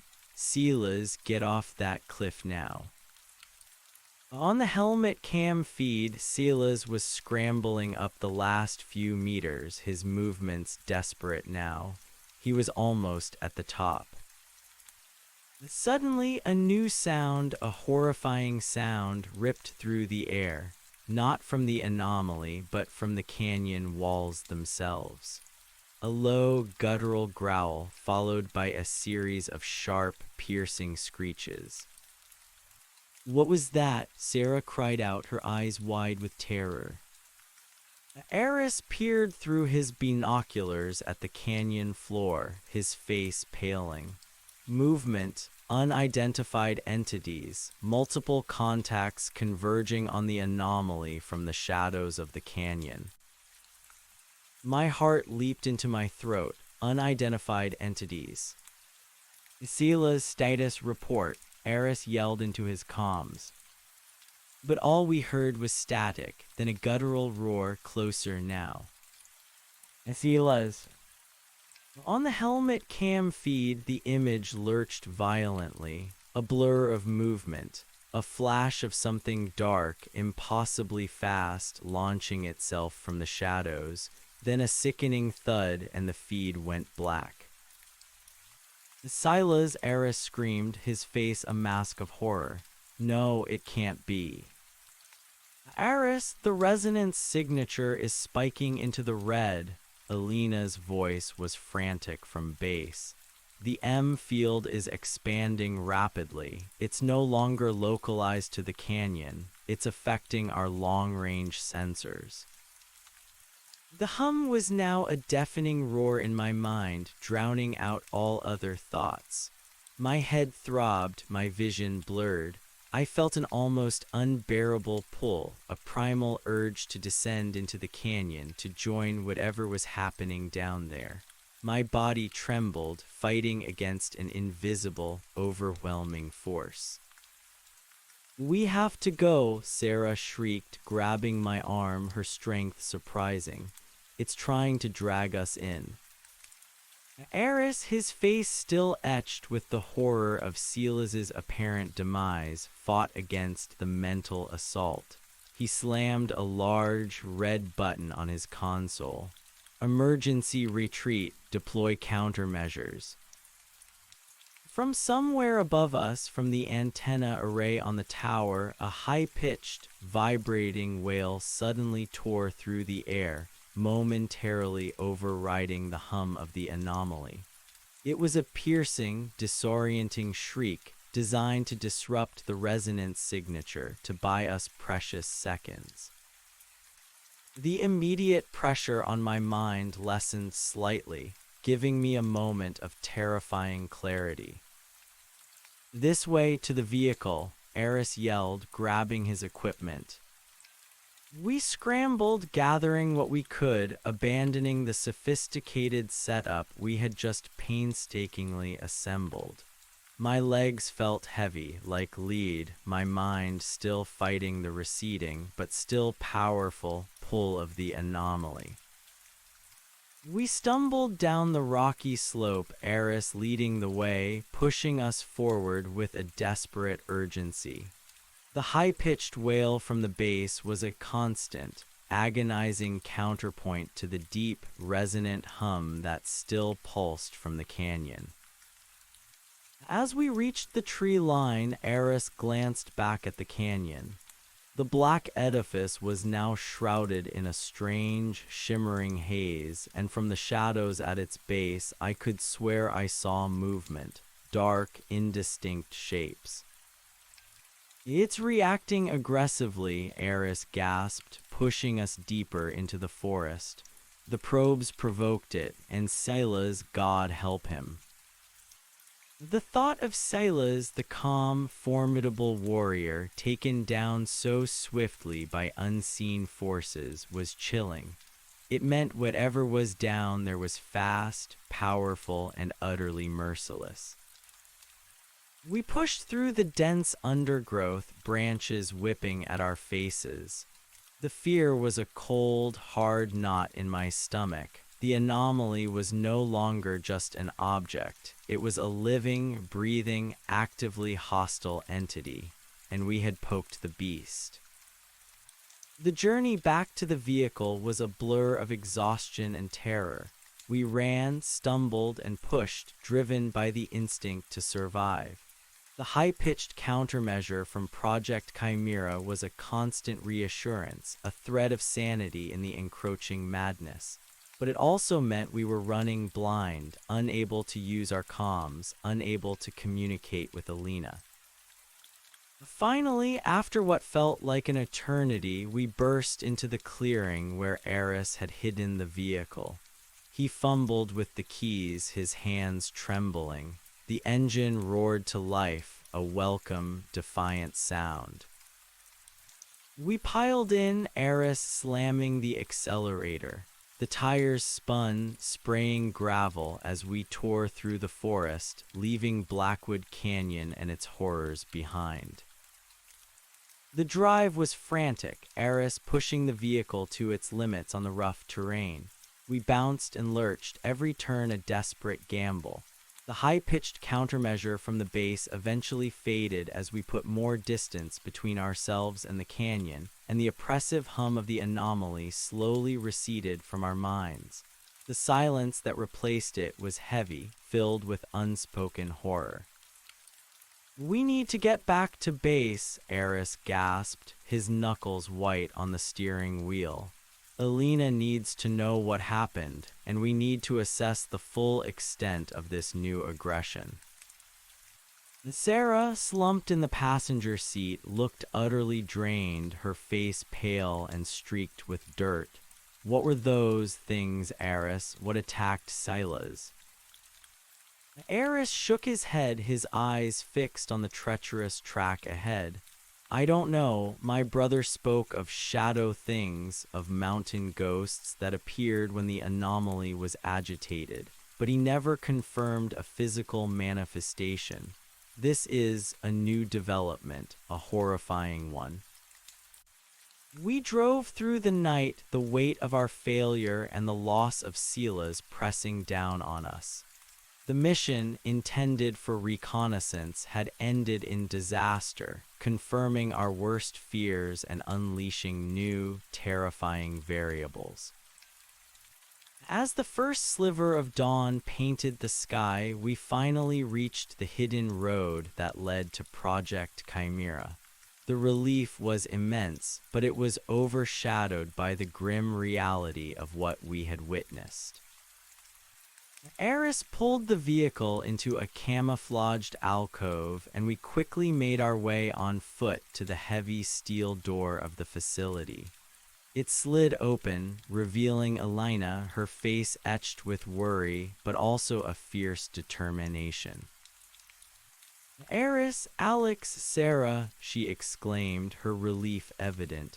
"Thank God you're safe. I lost all comms from your side after the M surge. What happened? What caused the anomaly to react so violently? And where is Sila's?" The last question hung in the air, a devastating silence.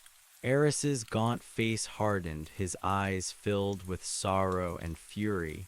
"Sila's is gone, Elena, taken, and the anomaly, it's no longer dormant, it's active, and it's not alone." Elena gasped, covering her mouth with her hand.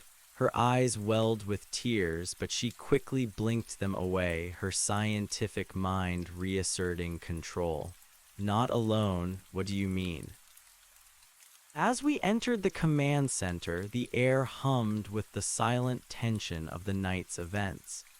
Elena quickly brought up the long-range sensor data, which painted a grim picture. The anomaly's energetic footprint had expanded, and the resonance signature, though now somewhat subsided, showed residual spikes. Eris recounted the events in Blackwood Canyon, the loss of P1 and P2, the overwhelming surge of the resonance signature, and the horrifying, swift attack on Sila's by unknown entities. Sarah and I added our observations, our voices still laced with the lingering fear of the encounter. Elena listened intently, her initial shock giving way to a cold, scientific analysis. So the probes triggered a defensive or perhaps aggressive response. The M burst that took P2 suggests a targeted energy weapon or field. And these shadow things, if they are indeed physical entities, it implies the anomaly is not just a consumer, but also a creator or at least a controller of external agents. "My brother's mountain ghosts," Eris murmured, running a hand through his wild silver hair. "He always thought they were localized energy manifestations, specters created by the anomaly's field. But to physically attack, to take Sila's." The data from P1 before it vanished showed some very faint, anomalous energy signatures on the canyon floor, moving rapidly, Elena said, pointing to a flickering screen. "I dismissed them as environmental noise or perhaps localized air currents. But if they were indeed physical entities, their energetic signature was almost identical to the anomaly's own field, like extensions of it." "Clones," Sarah whispered, her mind piecing together the horrifying implications. "Or constructs, living entities forged from its own energy or even from the digested biomass of its victims." The thought sent a shiver down my spine. Creatures born of the monolith, guarding it, hunting for it. "And the hand," Eris said, his gaze fixed on the screen showing P2's last image, moments before it sank into the black pool. "It actively defended the pool, Elena. It didn't want us to sample that effluent. That means the byproduct is important, or revealing." Elena nodded slowly. "Indeed, we have some preliminary data from P2's sample collection attempt, a fractional analysis. The chemical composition is truly unique. It contains elements that don't naturally occur together in such abundance, as well as highly degraded but still identifiable organic markers. The process is one of extreme molecular restructuring, far beyond anything known to science." "So it's not just eating people," I said, the horror solidifying in my gut. It's remaking them, transforming them into something else, and those shadow things, they could be the result. A heavy silence fell over the command center, the horrifying implications sinking in. The anomaly was not just a gateway or a processing unit. It was an active, malevolent entity, capable of defending itself with directed energy and physical, aggressive constructs. And now it knew we were here. It knew we were watching. "Our mission failed," Eris finally said, his voice flat. "We lost Silas, we lost 2 probes, and we confirmed its aggressive capabilities, but we also gained crucial, terrifying data. It reacts, it defends, and it creates. This changes everything." He walked to the holographic table, the map of Blackwood Canyon still displayed, the anomaly now highlighted by new, ominous markers indicating aggressive activity. We are in a war, Alex," Eris declared, his voice heavy with a grim resolve that overshadowed his exhaustion. He slammed his hand on the holographic table, making the shimmering canyon map ripple. "And the enemy has shown its hand. It can see, it can think, it can act, and it can create." Alina, her face still pale from the night's revelations, nodded slowly. The expansion of the M field, the targeted energy burst, the physical entities, this isn't just a passive phenomenon. It's an intelligence. A primal one perhaps, but an intelligence nonetheless. Sarah, who had been sitting silently, staring at the screen that showed P2's last image, suddenly spoke, her voice hoarse.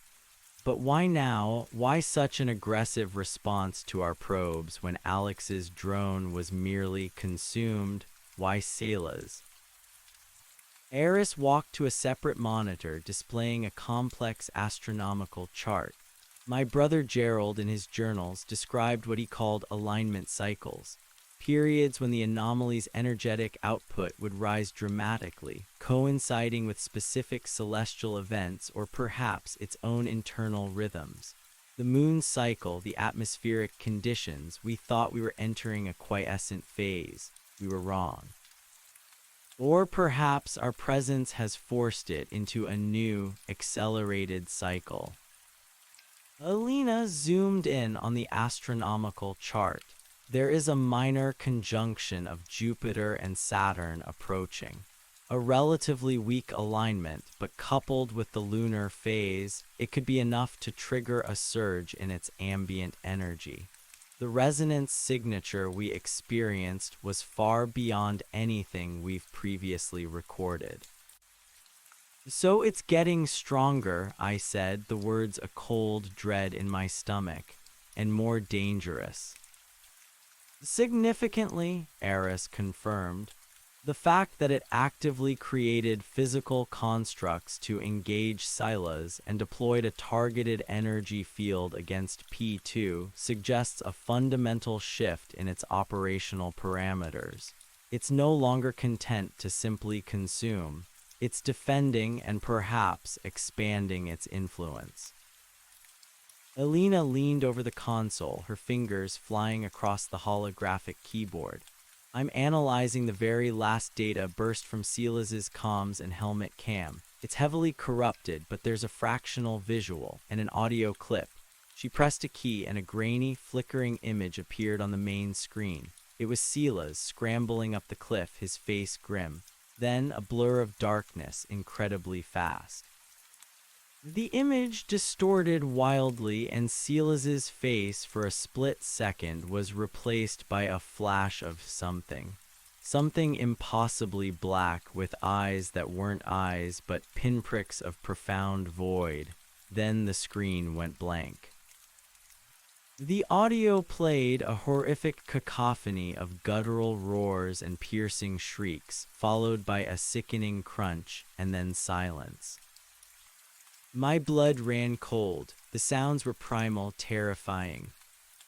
"They were fast," Eris murmured, his voice hollow. too fast for Silas to react. The energy signature of these entities, Alina continued, her voice clinical, masking her grief. As I suspected from P1's final data, it's almost identical to the anomaly's core field. They are direct extensions of it, not merely controlled but generated by it, like cells from a larger organism. Living weapons, Sarah whispered, her face ashen, designed to protect and expand its territory. Which means, Eris continued, his gaze sweeping over us, that our assumption of its passive, if hungry, nature was fundamentally flawed. It is an active predator, and now it knows we exist. It knows our location. The countermeasure from the base bought us time, but it also confirmed our presence to it. Alina pulled up a new projection, a 3D model of the Sentinel Peaks, now overlaid with a pulsing red dome centered on Blackwood Canyon. The resonance signature expanded rapidly, covering an area approximately 10 kilometers in radius before the dampening field from Project Chimera suppressed it. Our outer perimeter sensors were flooded with anomalous readings. It's probing, testing our defenses, trying to determine the extent of its new opposition. The implications were chilling. We weren't just observing anymore, we were in direct conflict, and the anomaly was responding, learning. We need to fortify Project Chimera, Eris stated, his voice firm. It's our sanctuary, our last stand. Alina, enhance all defensive measures. Silas designed the external security, but we need to reevaluate it based on these new threats. Alina nodded, already tapping at her console. Boosting M shielding, reinforcing the perimeter sensors, recalibrating the resonance dampening field for sustained higher output. But Eris, these physical constructs, they can't be stopped by energy fields alone. No, Eris agreed, his gaze distant. Which brings us to the next phase. If it can create, then perhaps it can be unmade. If it leaves behind a byproduct, perhaps that byproduct holds a key. And if it actively defended that byproduct, then it means it's important, perhaps even vital. He turned to us, his eyes burning with renewed fire. We have to go back. Sarah and I exchanged a shocked glance. Go back, I finally managed to say, after what happened to Silas, after it tried to drag us in. Precisely because of what happened, Eris countered, his voice unwavering. We now know its capabilities, we know its weaknesses, however theoretical. The initial data from P2 before it was lost revealed something critical about the effluent. It's highly unstable, extremely volatile. The molecular bonds are constantly shifting, decaying. It's a struggle for the anomaly to maintain its integrity, or perhaps it's designed to be ephemeral. Alina chimed in. The data fragment suggests a form of quantum decoherence in the effluent's molecular structure. It's like a physical manifestation of instability, struggling to exist within our reality. If we could somehow accelerate that decoherence or introduce a resonant frequency that amplifies its instability, it could be a weapon. A weapon against something that seems impervious, I murmured, doubt gnawing at me. It's our only lead, Alex, Eris said, his voice softer now, but no less determined. Silas's sacrifice, it cannot be in vain. We must understand. We must fight back. We will not let it continue to consume this world, to take more lives. The next few days were a blur of intense research, development, and a heavy sense of loss. Silas's empty console served as a constant reminder of the cost of our mission. Alina, with a quiet solemnity, initiated a comprehensive upgrade of Project Chimera's defenses, reinforcing the tower's structure, integrating new sensor arrays, and automating response protocols for the external dampening field. Eris immersed himself in the fragmented data from P2, poring over the chaotic molecular structures. He theorized that the effluent, the black liquid, was a temporary, unstable bridge between the anomaly's dimension and our own, a byproduct of its consumption and transformation process, too unstable to be fully reabsorbed, yet too revealing to be left exposed. Its violent defense of the pool suggested a vulnerability it wished to conceal. If we can generate a specific resonance frequency, Eris explained, sketching complex waveforms on a digital whiteboard, one that directly targets the decoherence in the effluent's molecular bonds, we might be able to destabilize it further, turn its own instability against itself. It would be like striking a single, critical chord that unravels a complex symphony.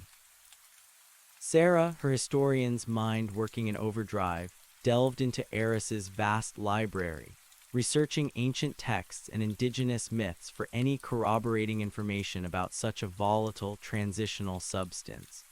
She found echoes in obscure alchemical treatises and forgotten Ute legends, tales of living darkness that could be turned back upon itself, of primal matter that could be unmade by specific sounds or symbols. Many ancient cultures believed that certain frequencies, certain vibrations, could affect the very fabric of reality.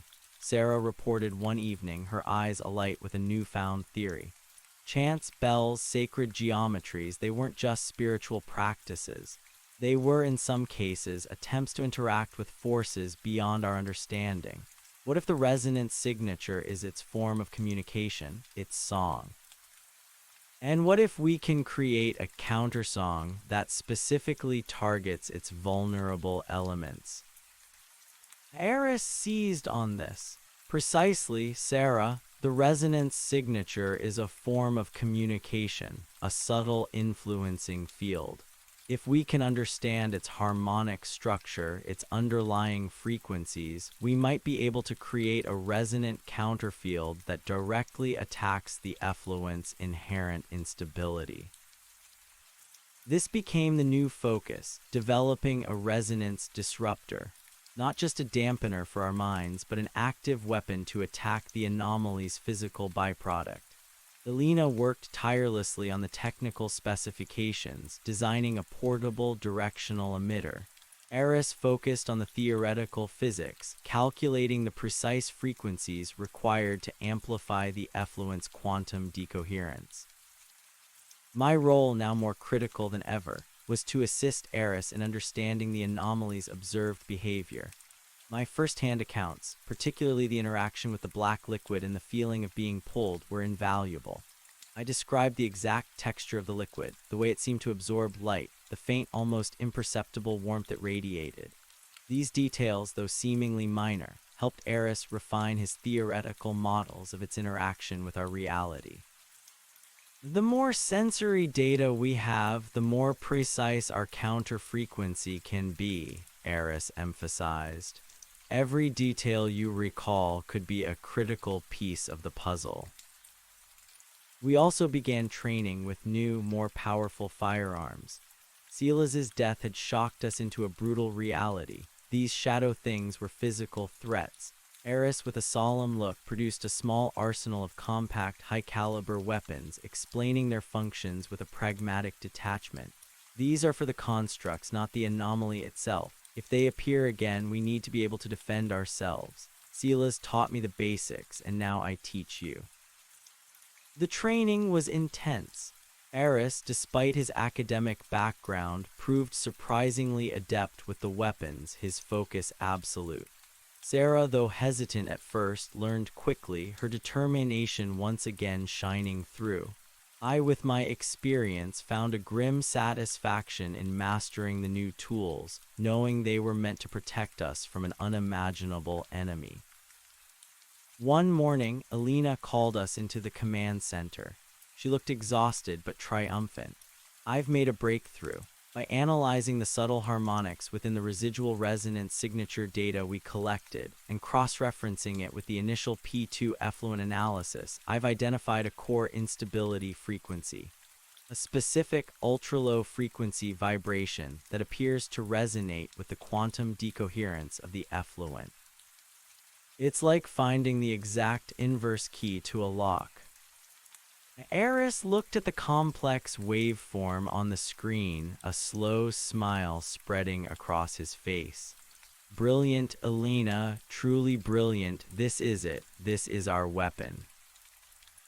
The device Alina had developed was compact but powerful, a directional emitter about the size of a rifle with a complex array of resonating coils and a high-energy power cell. It was called the Chimera Disruptor. It's designed to project a focused beam of that specific frequency, Alina explained. Theoretically, it should amplify the effluent's instability to the point of complete molecular breakdown. Essentially, it should unmake it, turn it into inert dust. And the constructs, I asked, if they're made of the anomaly's energy or even digested biomass, will it affect them too? Eris considered this. It's possible. If their molecular integrity is as unstable as the effluents, then a direct hit might disrupt them. But the primary target is the pool. Eliminate the byproduct, and we might destabilize the anomaly's connection to our reality, or at least cut off its external supply chain of transformed material. The plan was now clear. We would return to Blackwood Canyon, but this time our objective was not just reconnaissance. It was direct engagement. We would target the Black Pool with the Chimera Disruptor, attempting to neutralize the effluent. The risk is astronomical, Eris stated, his voice devoid of emotion. The anomaly knows we're coming. It has shown its ability to generate constructs and deploy energy fields, but we have a window. Alina's analysis shows a brief lull in the anomaly's generalized energetic output, a temporary dip between alignment cycles. It's our best chance. The day of the mission dawned, overcast and cold. The mood was somber but resolute. We geared up, our resonance dampeners active, the Chimera Disruptor carefully packed into a specialized harness. Each of us also carried the more powerful sidearms Eris had provided, a grim necessity. Eris drove the modified off-road vehicle with a quiet intensity, navigating the treacherous mountain roads. The drive felt shorter this time, perhaps because the anticipation was so much greater than the fear. We were going back not as observers, but as agents of change. We reached the designated drop-off point, deeper into the forest this time, closer to the canyon rim.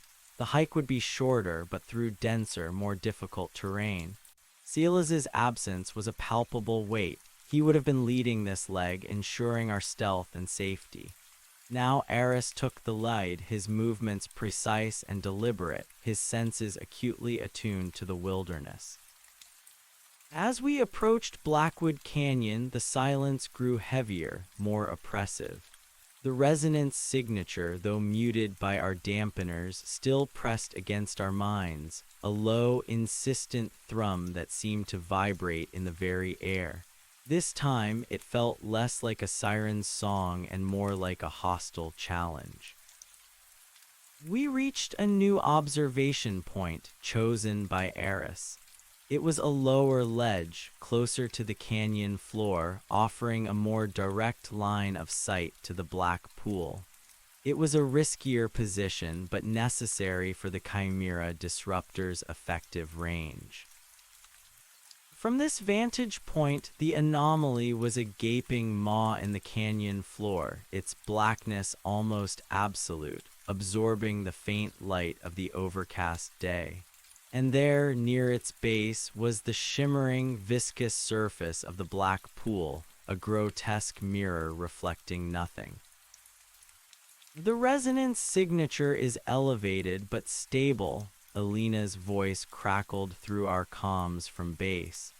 No immediate spikes detected, but our peripheral sensors are picking up faint, scattered M signatures within the canyon's shadows, possible constructs in motion. Understood, Elena, Eris replied, his voice low and steady. Alex, Sarah, get ready, deploy the Chimera disruptor. I'll provide cover. We quickly set up the tripod for the disruptor, ensuring it had a clear line of sight to the black pool. The device hummed faintly, a deep, resonant thrum that seemed to fight against the anomaly's own insidious hum. I took position behind the disruptor, my hands gripping the controls. Sarah stood beside me, monitoring the tablet, ready to analyze the immediate data. Eris took up a defensive position, his rifle scanning the shadows below. Elena, prepare for activation sequence, Eris instructed. Ready, Eris, Elena's voice replied. My heart hammered in my chest. This was it, the moment of truth. Activating Chimera Disruptor, I announced, pressing the glowing activation button. A focused beam of unseen energy shot from the disruptor, a faint shimmer in the air, aimed directly at the black pool. On the tablet, new sensor readings flooded in. A localized, high-amplitude frequency waveform directly impacting the effluent.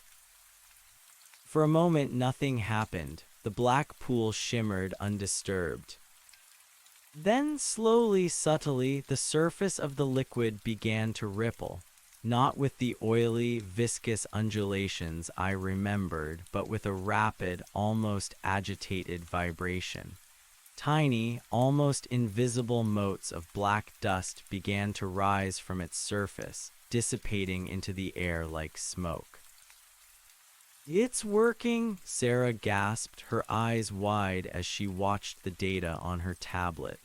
Molecular bonds are destabilizing, quantum decoherence is accelerating. The black pool began to churn, its surface growing turbulent. The motes of dust became a fine, black spray rising into the air, then dissolving into nothingness before they could settle. The entire pool seemed to be shrinking, evaporating, turning into pure void. Suddenly, the resonant signature exploded.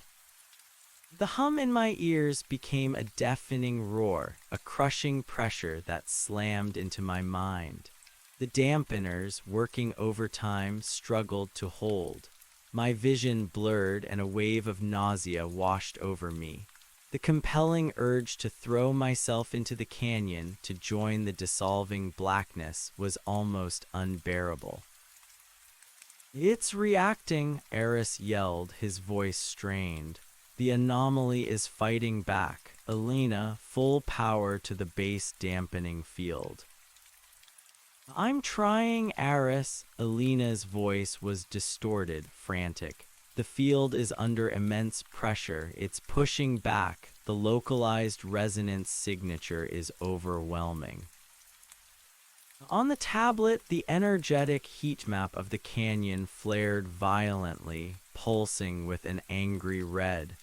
The black pool, though still dissolving, seemed to be resisting, its dissolution slowing.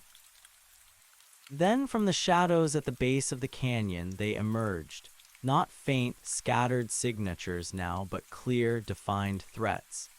2, 3, then 4 dark, impossibly fast shapes darted from the gloom, their forms indistinct, like blurs of pure shadow, moving with a horrifying agility. Their shrieks, though distant, were piercing, echoing through the canyon. Constructs multiple contacts, Eris roared, opening fire with his rifle. Muzzle flashes lit up the gloom as he targeted the shadowy figures.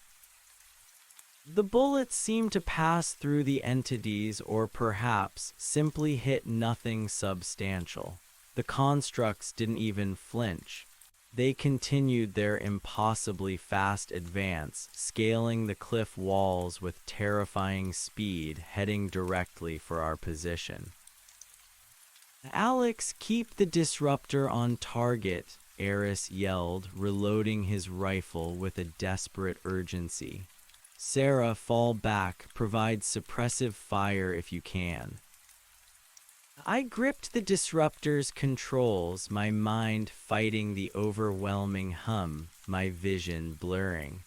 The black pool was still dissolving, shrinking, but the constructs were almost upon us. One of them, a nightmare of shifting darkness, leaped onto the ledge below us, its form coalescing slightly. I saw eyes that were twin voids and claws that were not claws but razor-sharp extensions of pure shadow. It let out another piercing shriek, and my head felt like it would explode. Eris fired again, emptying his magazine, but the construct simply lunged. Eris barely dodged, the shadow claws raking the air where his head had been. He switched to his sidearm, firing rapidly. Sarah, despite her fear, brought up her pistol and fired, the small weapon bucking in her hands. The constructs, however, seemed impervious. "They're not physical," I screamed, realizing the horrifying truth. "The bullets do nothing." "Then what the hell are they?" Eris roared, parrying another attack with the butt of his pistol, a desperate, futile defense. Suddenly, a blinding flash of light erupted from the disruptor, not from its barrel, but from its core. The device shuddered violently, sparking, then died with a whimper. The beam to the black pool vanished. "The disruptor is overloaded," I cried out. "It's offline, its core failed." The moment the beam cut out, the black pool, which had shrunk to half its original size, stopped dissolving. It began to expand, slowly at first, then rapidly, replenishing itself, the motes of dust reversing course, drawing back into the viscous surface. The hand, which had begun to fade, reappeared, horribly distinct once more. The resonance signature surged again, a triumphant roar in my mind, far worse than before. The pressure was unbearable, pushing me to the brink of consciousness. I felt an irresistible urge to step forward, to embrace the blackness. "They're coming," Sarah shrieked, firing her pistol wildly, her shots useless.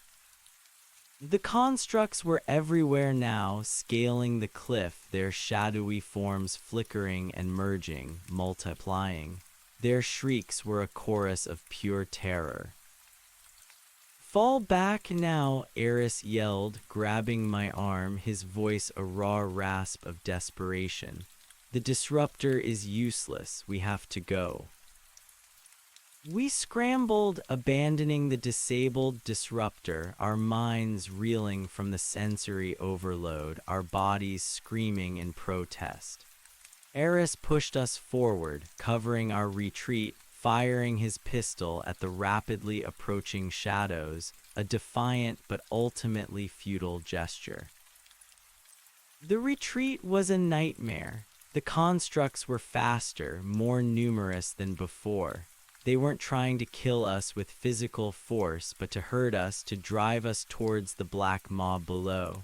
Their shrieks were a constant assault, amplifying the resonance signature's mind-bending pull. One of the constructs lunged at Sarah, its shadowy form passing through her, leaving behind an icy chill that made her scream. She stumbled, momentarily paralyzed by terror. "Sarah," I yelled, pulling her arm, dragging her forward. Eris, bringing up the rear, was fighting a desperate rearguard action. A construct lunged at him, and this time it seemed to solidify. Its shadowy claws raked across his shoulder, tearing through his tactical vest, leaving behind a glowing, black wound that steamed faintly in the cold air. Eris cried out in pain, stumbling but regaining his footing. "They're learning," Eris gasped, clutching his shoulder. "They're adapting, becoming more substantial." The implications were terrifying. The anomaly wasn't just defending, it was evolving. We scrambled up the treacherous slope, away from the canyon rim, the constructs nipping at our heels, their shrieks driving us insane. The world seemed to warp around us, the trees blurring, the ground shifting. My mind was a vortex of fear and the anomaly's compelling hum. Finally, we reached the hidden vehicle. Eris, gritting his teeth against the pain in his shoulder, fumbled with the keys. The engine roared to life, a defiant burst of sanity in the madness. We piled in, Eris slamming the accelerator. The tires spun, spraying dirt as we tore through the forest, the shadowy forms of the constructs still flickering at the edge of our vision, their shrieks slowly receding as we gained distance. The drive back to Project Chimera was a blur of frantic speed and aching silence. Eris, his face pale and drawn, steered with one hand, the other pressed to his throbbing wound. Sarah was curled in a ball in the passenger seat, trembling. I stared out the window, watching the trees rush by, my mind replaying the horror of the canyon. "Eris, your shoulder," I said, finally finding my voice. "We need to get you looked at." Eris shook his head. "It's fine, just a scratch. We need to get back to Alina. She needs to know what happened, what they are capable of." His wound, however, was clearly more than a scratch. The black mark on his shoulder seemed to pulse faintly, radiating an unnatural cold. It looked less like a cut and more like a brand. As we reached the hidden road leading to Project Chimera, the first rays of dawn were painting the sky. The familiar path was a welcome sight, a beacon of hope after the nightmare of the canyon. We burst through the heavy steel door of the facility, Alina meeting us with a look of frantic worry. Her eyes widened in horror as she saw Eris's injury. "Eris, your shoulder, what happened? What did they do?" she cried, rushing to his side. Eris waved her off, stumbling towards the command center. "Later, Alina, we need to assess the full situation. The disruptor failed, the constructs, they're becoming physical, and they're learning fast." As Eris collapsed onto his chair, Alina, despite her concern, quickly brought up the latest sensor data. The holographic map of Blackwood Canyon pulsed with angry red, the resonance signature still elevated, albeit receding slowly. "The disruptor overheated," I explained, my voice raspy. "It overloaded. The energy spike from the anomaly was too much. It fried the core." Alina nodded grimly. I detected the surge. The base dampening field was at 150% capacity, barely holding. It's still under immense pressure. The anomaly is incredibly agitated. And those entities, our remote sensors, picked up faint energetic signatures, much stronger than before, dispersing throughout the canyon after you left. They are indeed becoming more coherent, more substantial. "And Eris's wound," Sarah added, pointing to his shoulder. "It was a physical attack. It wasn't just a psycho-spiritual assault anymore." Alina carefully examined Eris's shoulder. The wound was deep, a dark, jagged gash that bled sluggishly, but the flesh around it was strangely cold and discolored, almost petrified. "This is unlike any wound I've seen," Alina murmured, her brow furrowed in concern. "The cellular degradation is extreme but highly localized. And the energy signature, it's faint, but it matches the anomaly's field even after contact. It's a brand, Eris said, gritting his teeth. A mark, it wants us to know, it knows we're here. A chill ran down my spine. The anomaly wasn't just reacting, it was sending a message. We need to regroup, Eris declared, pushing past the pain. The disruptor failed, but the concept is sound. We need a more powerful emitter, a more robust power source. And we need to understand why those constructs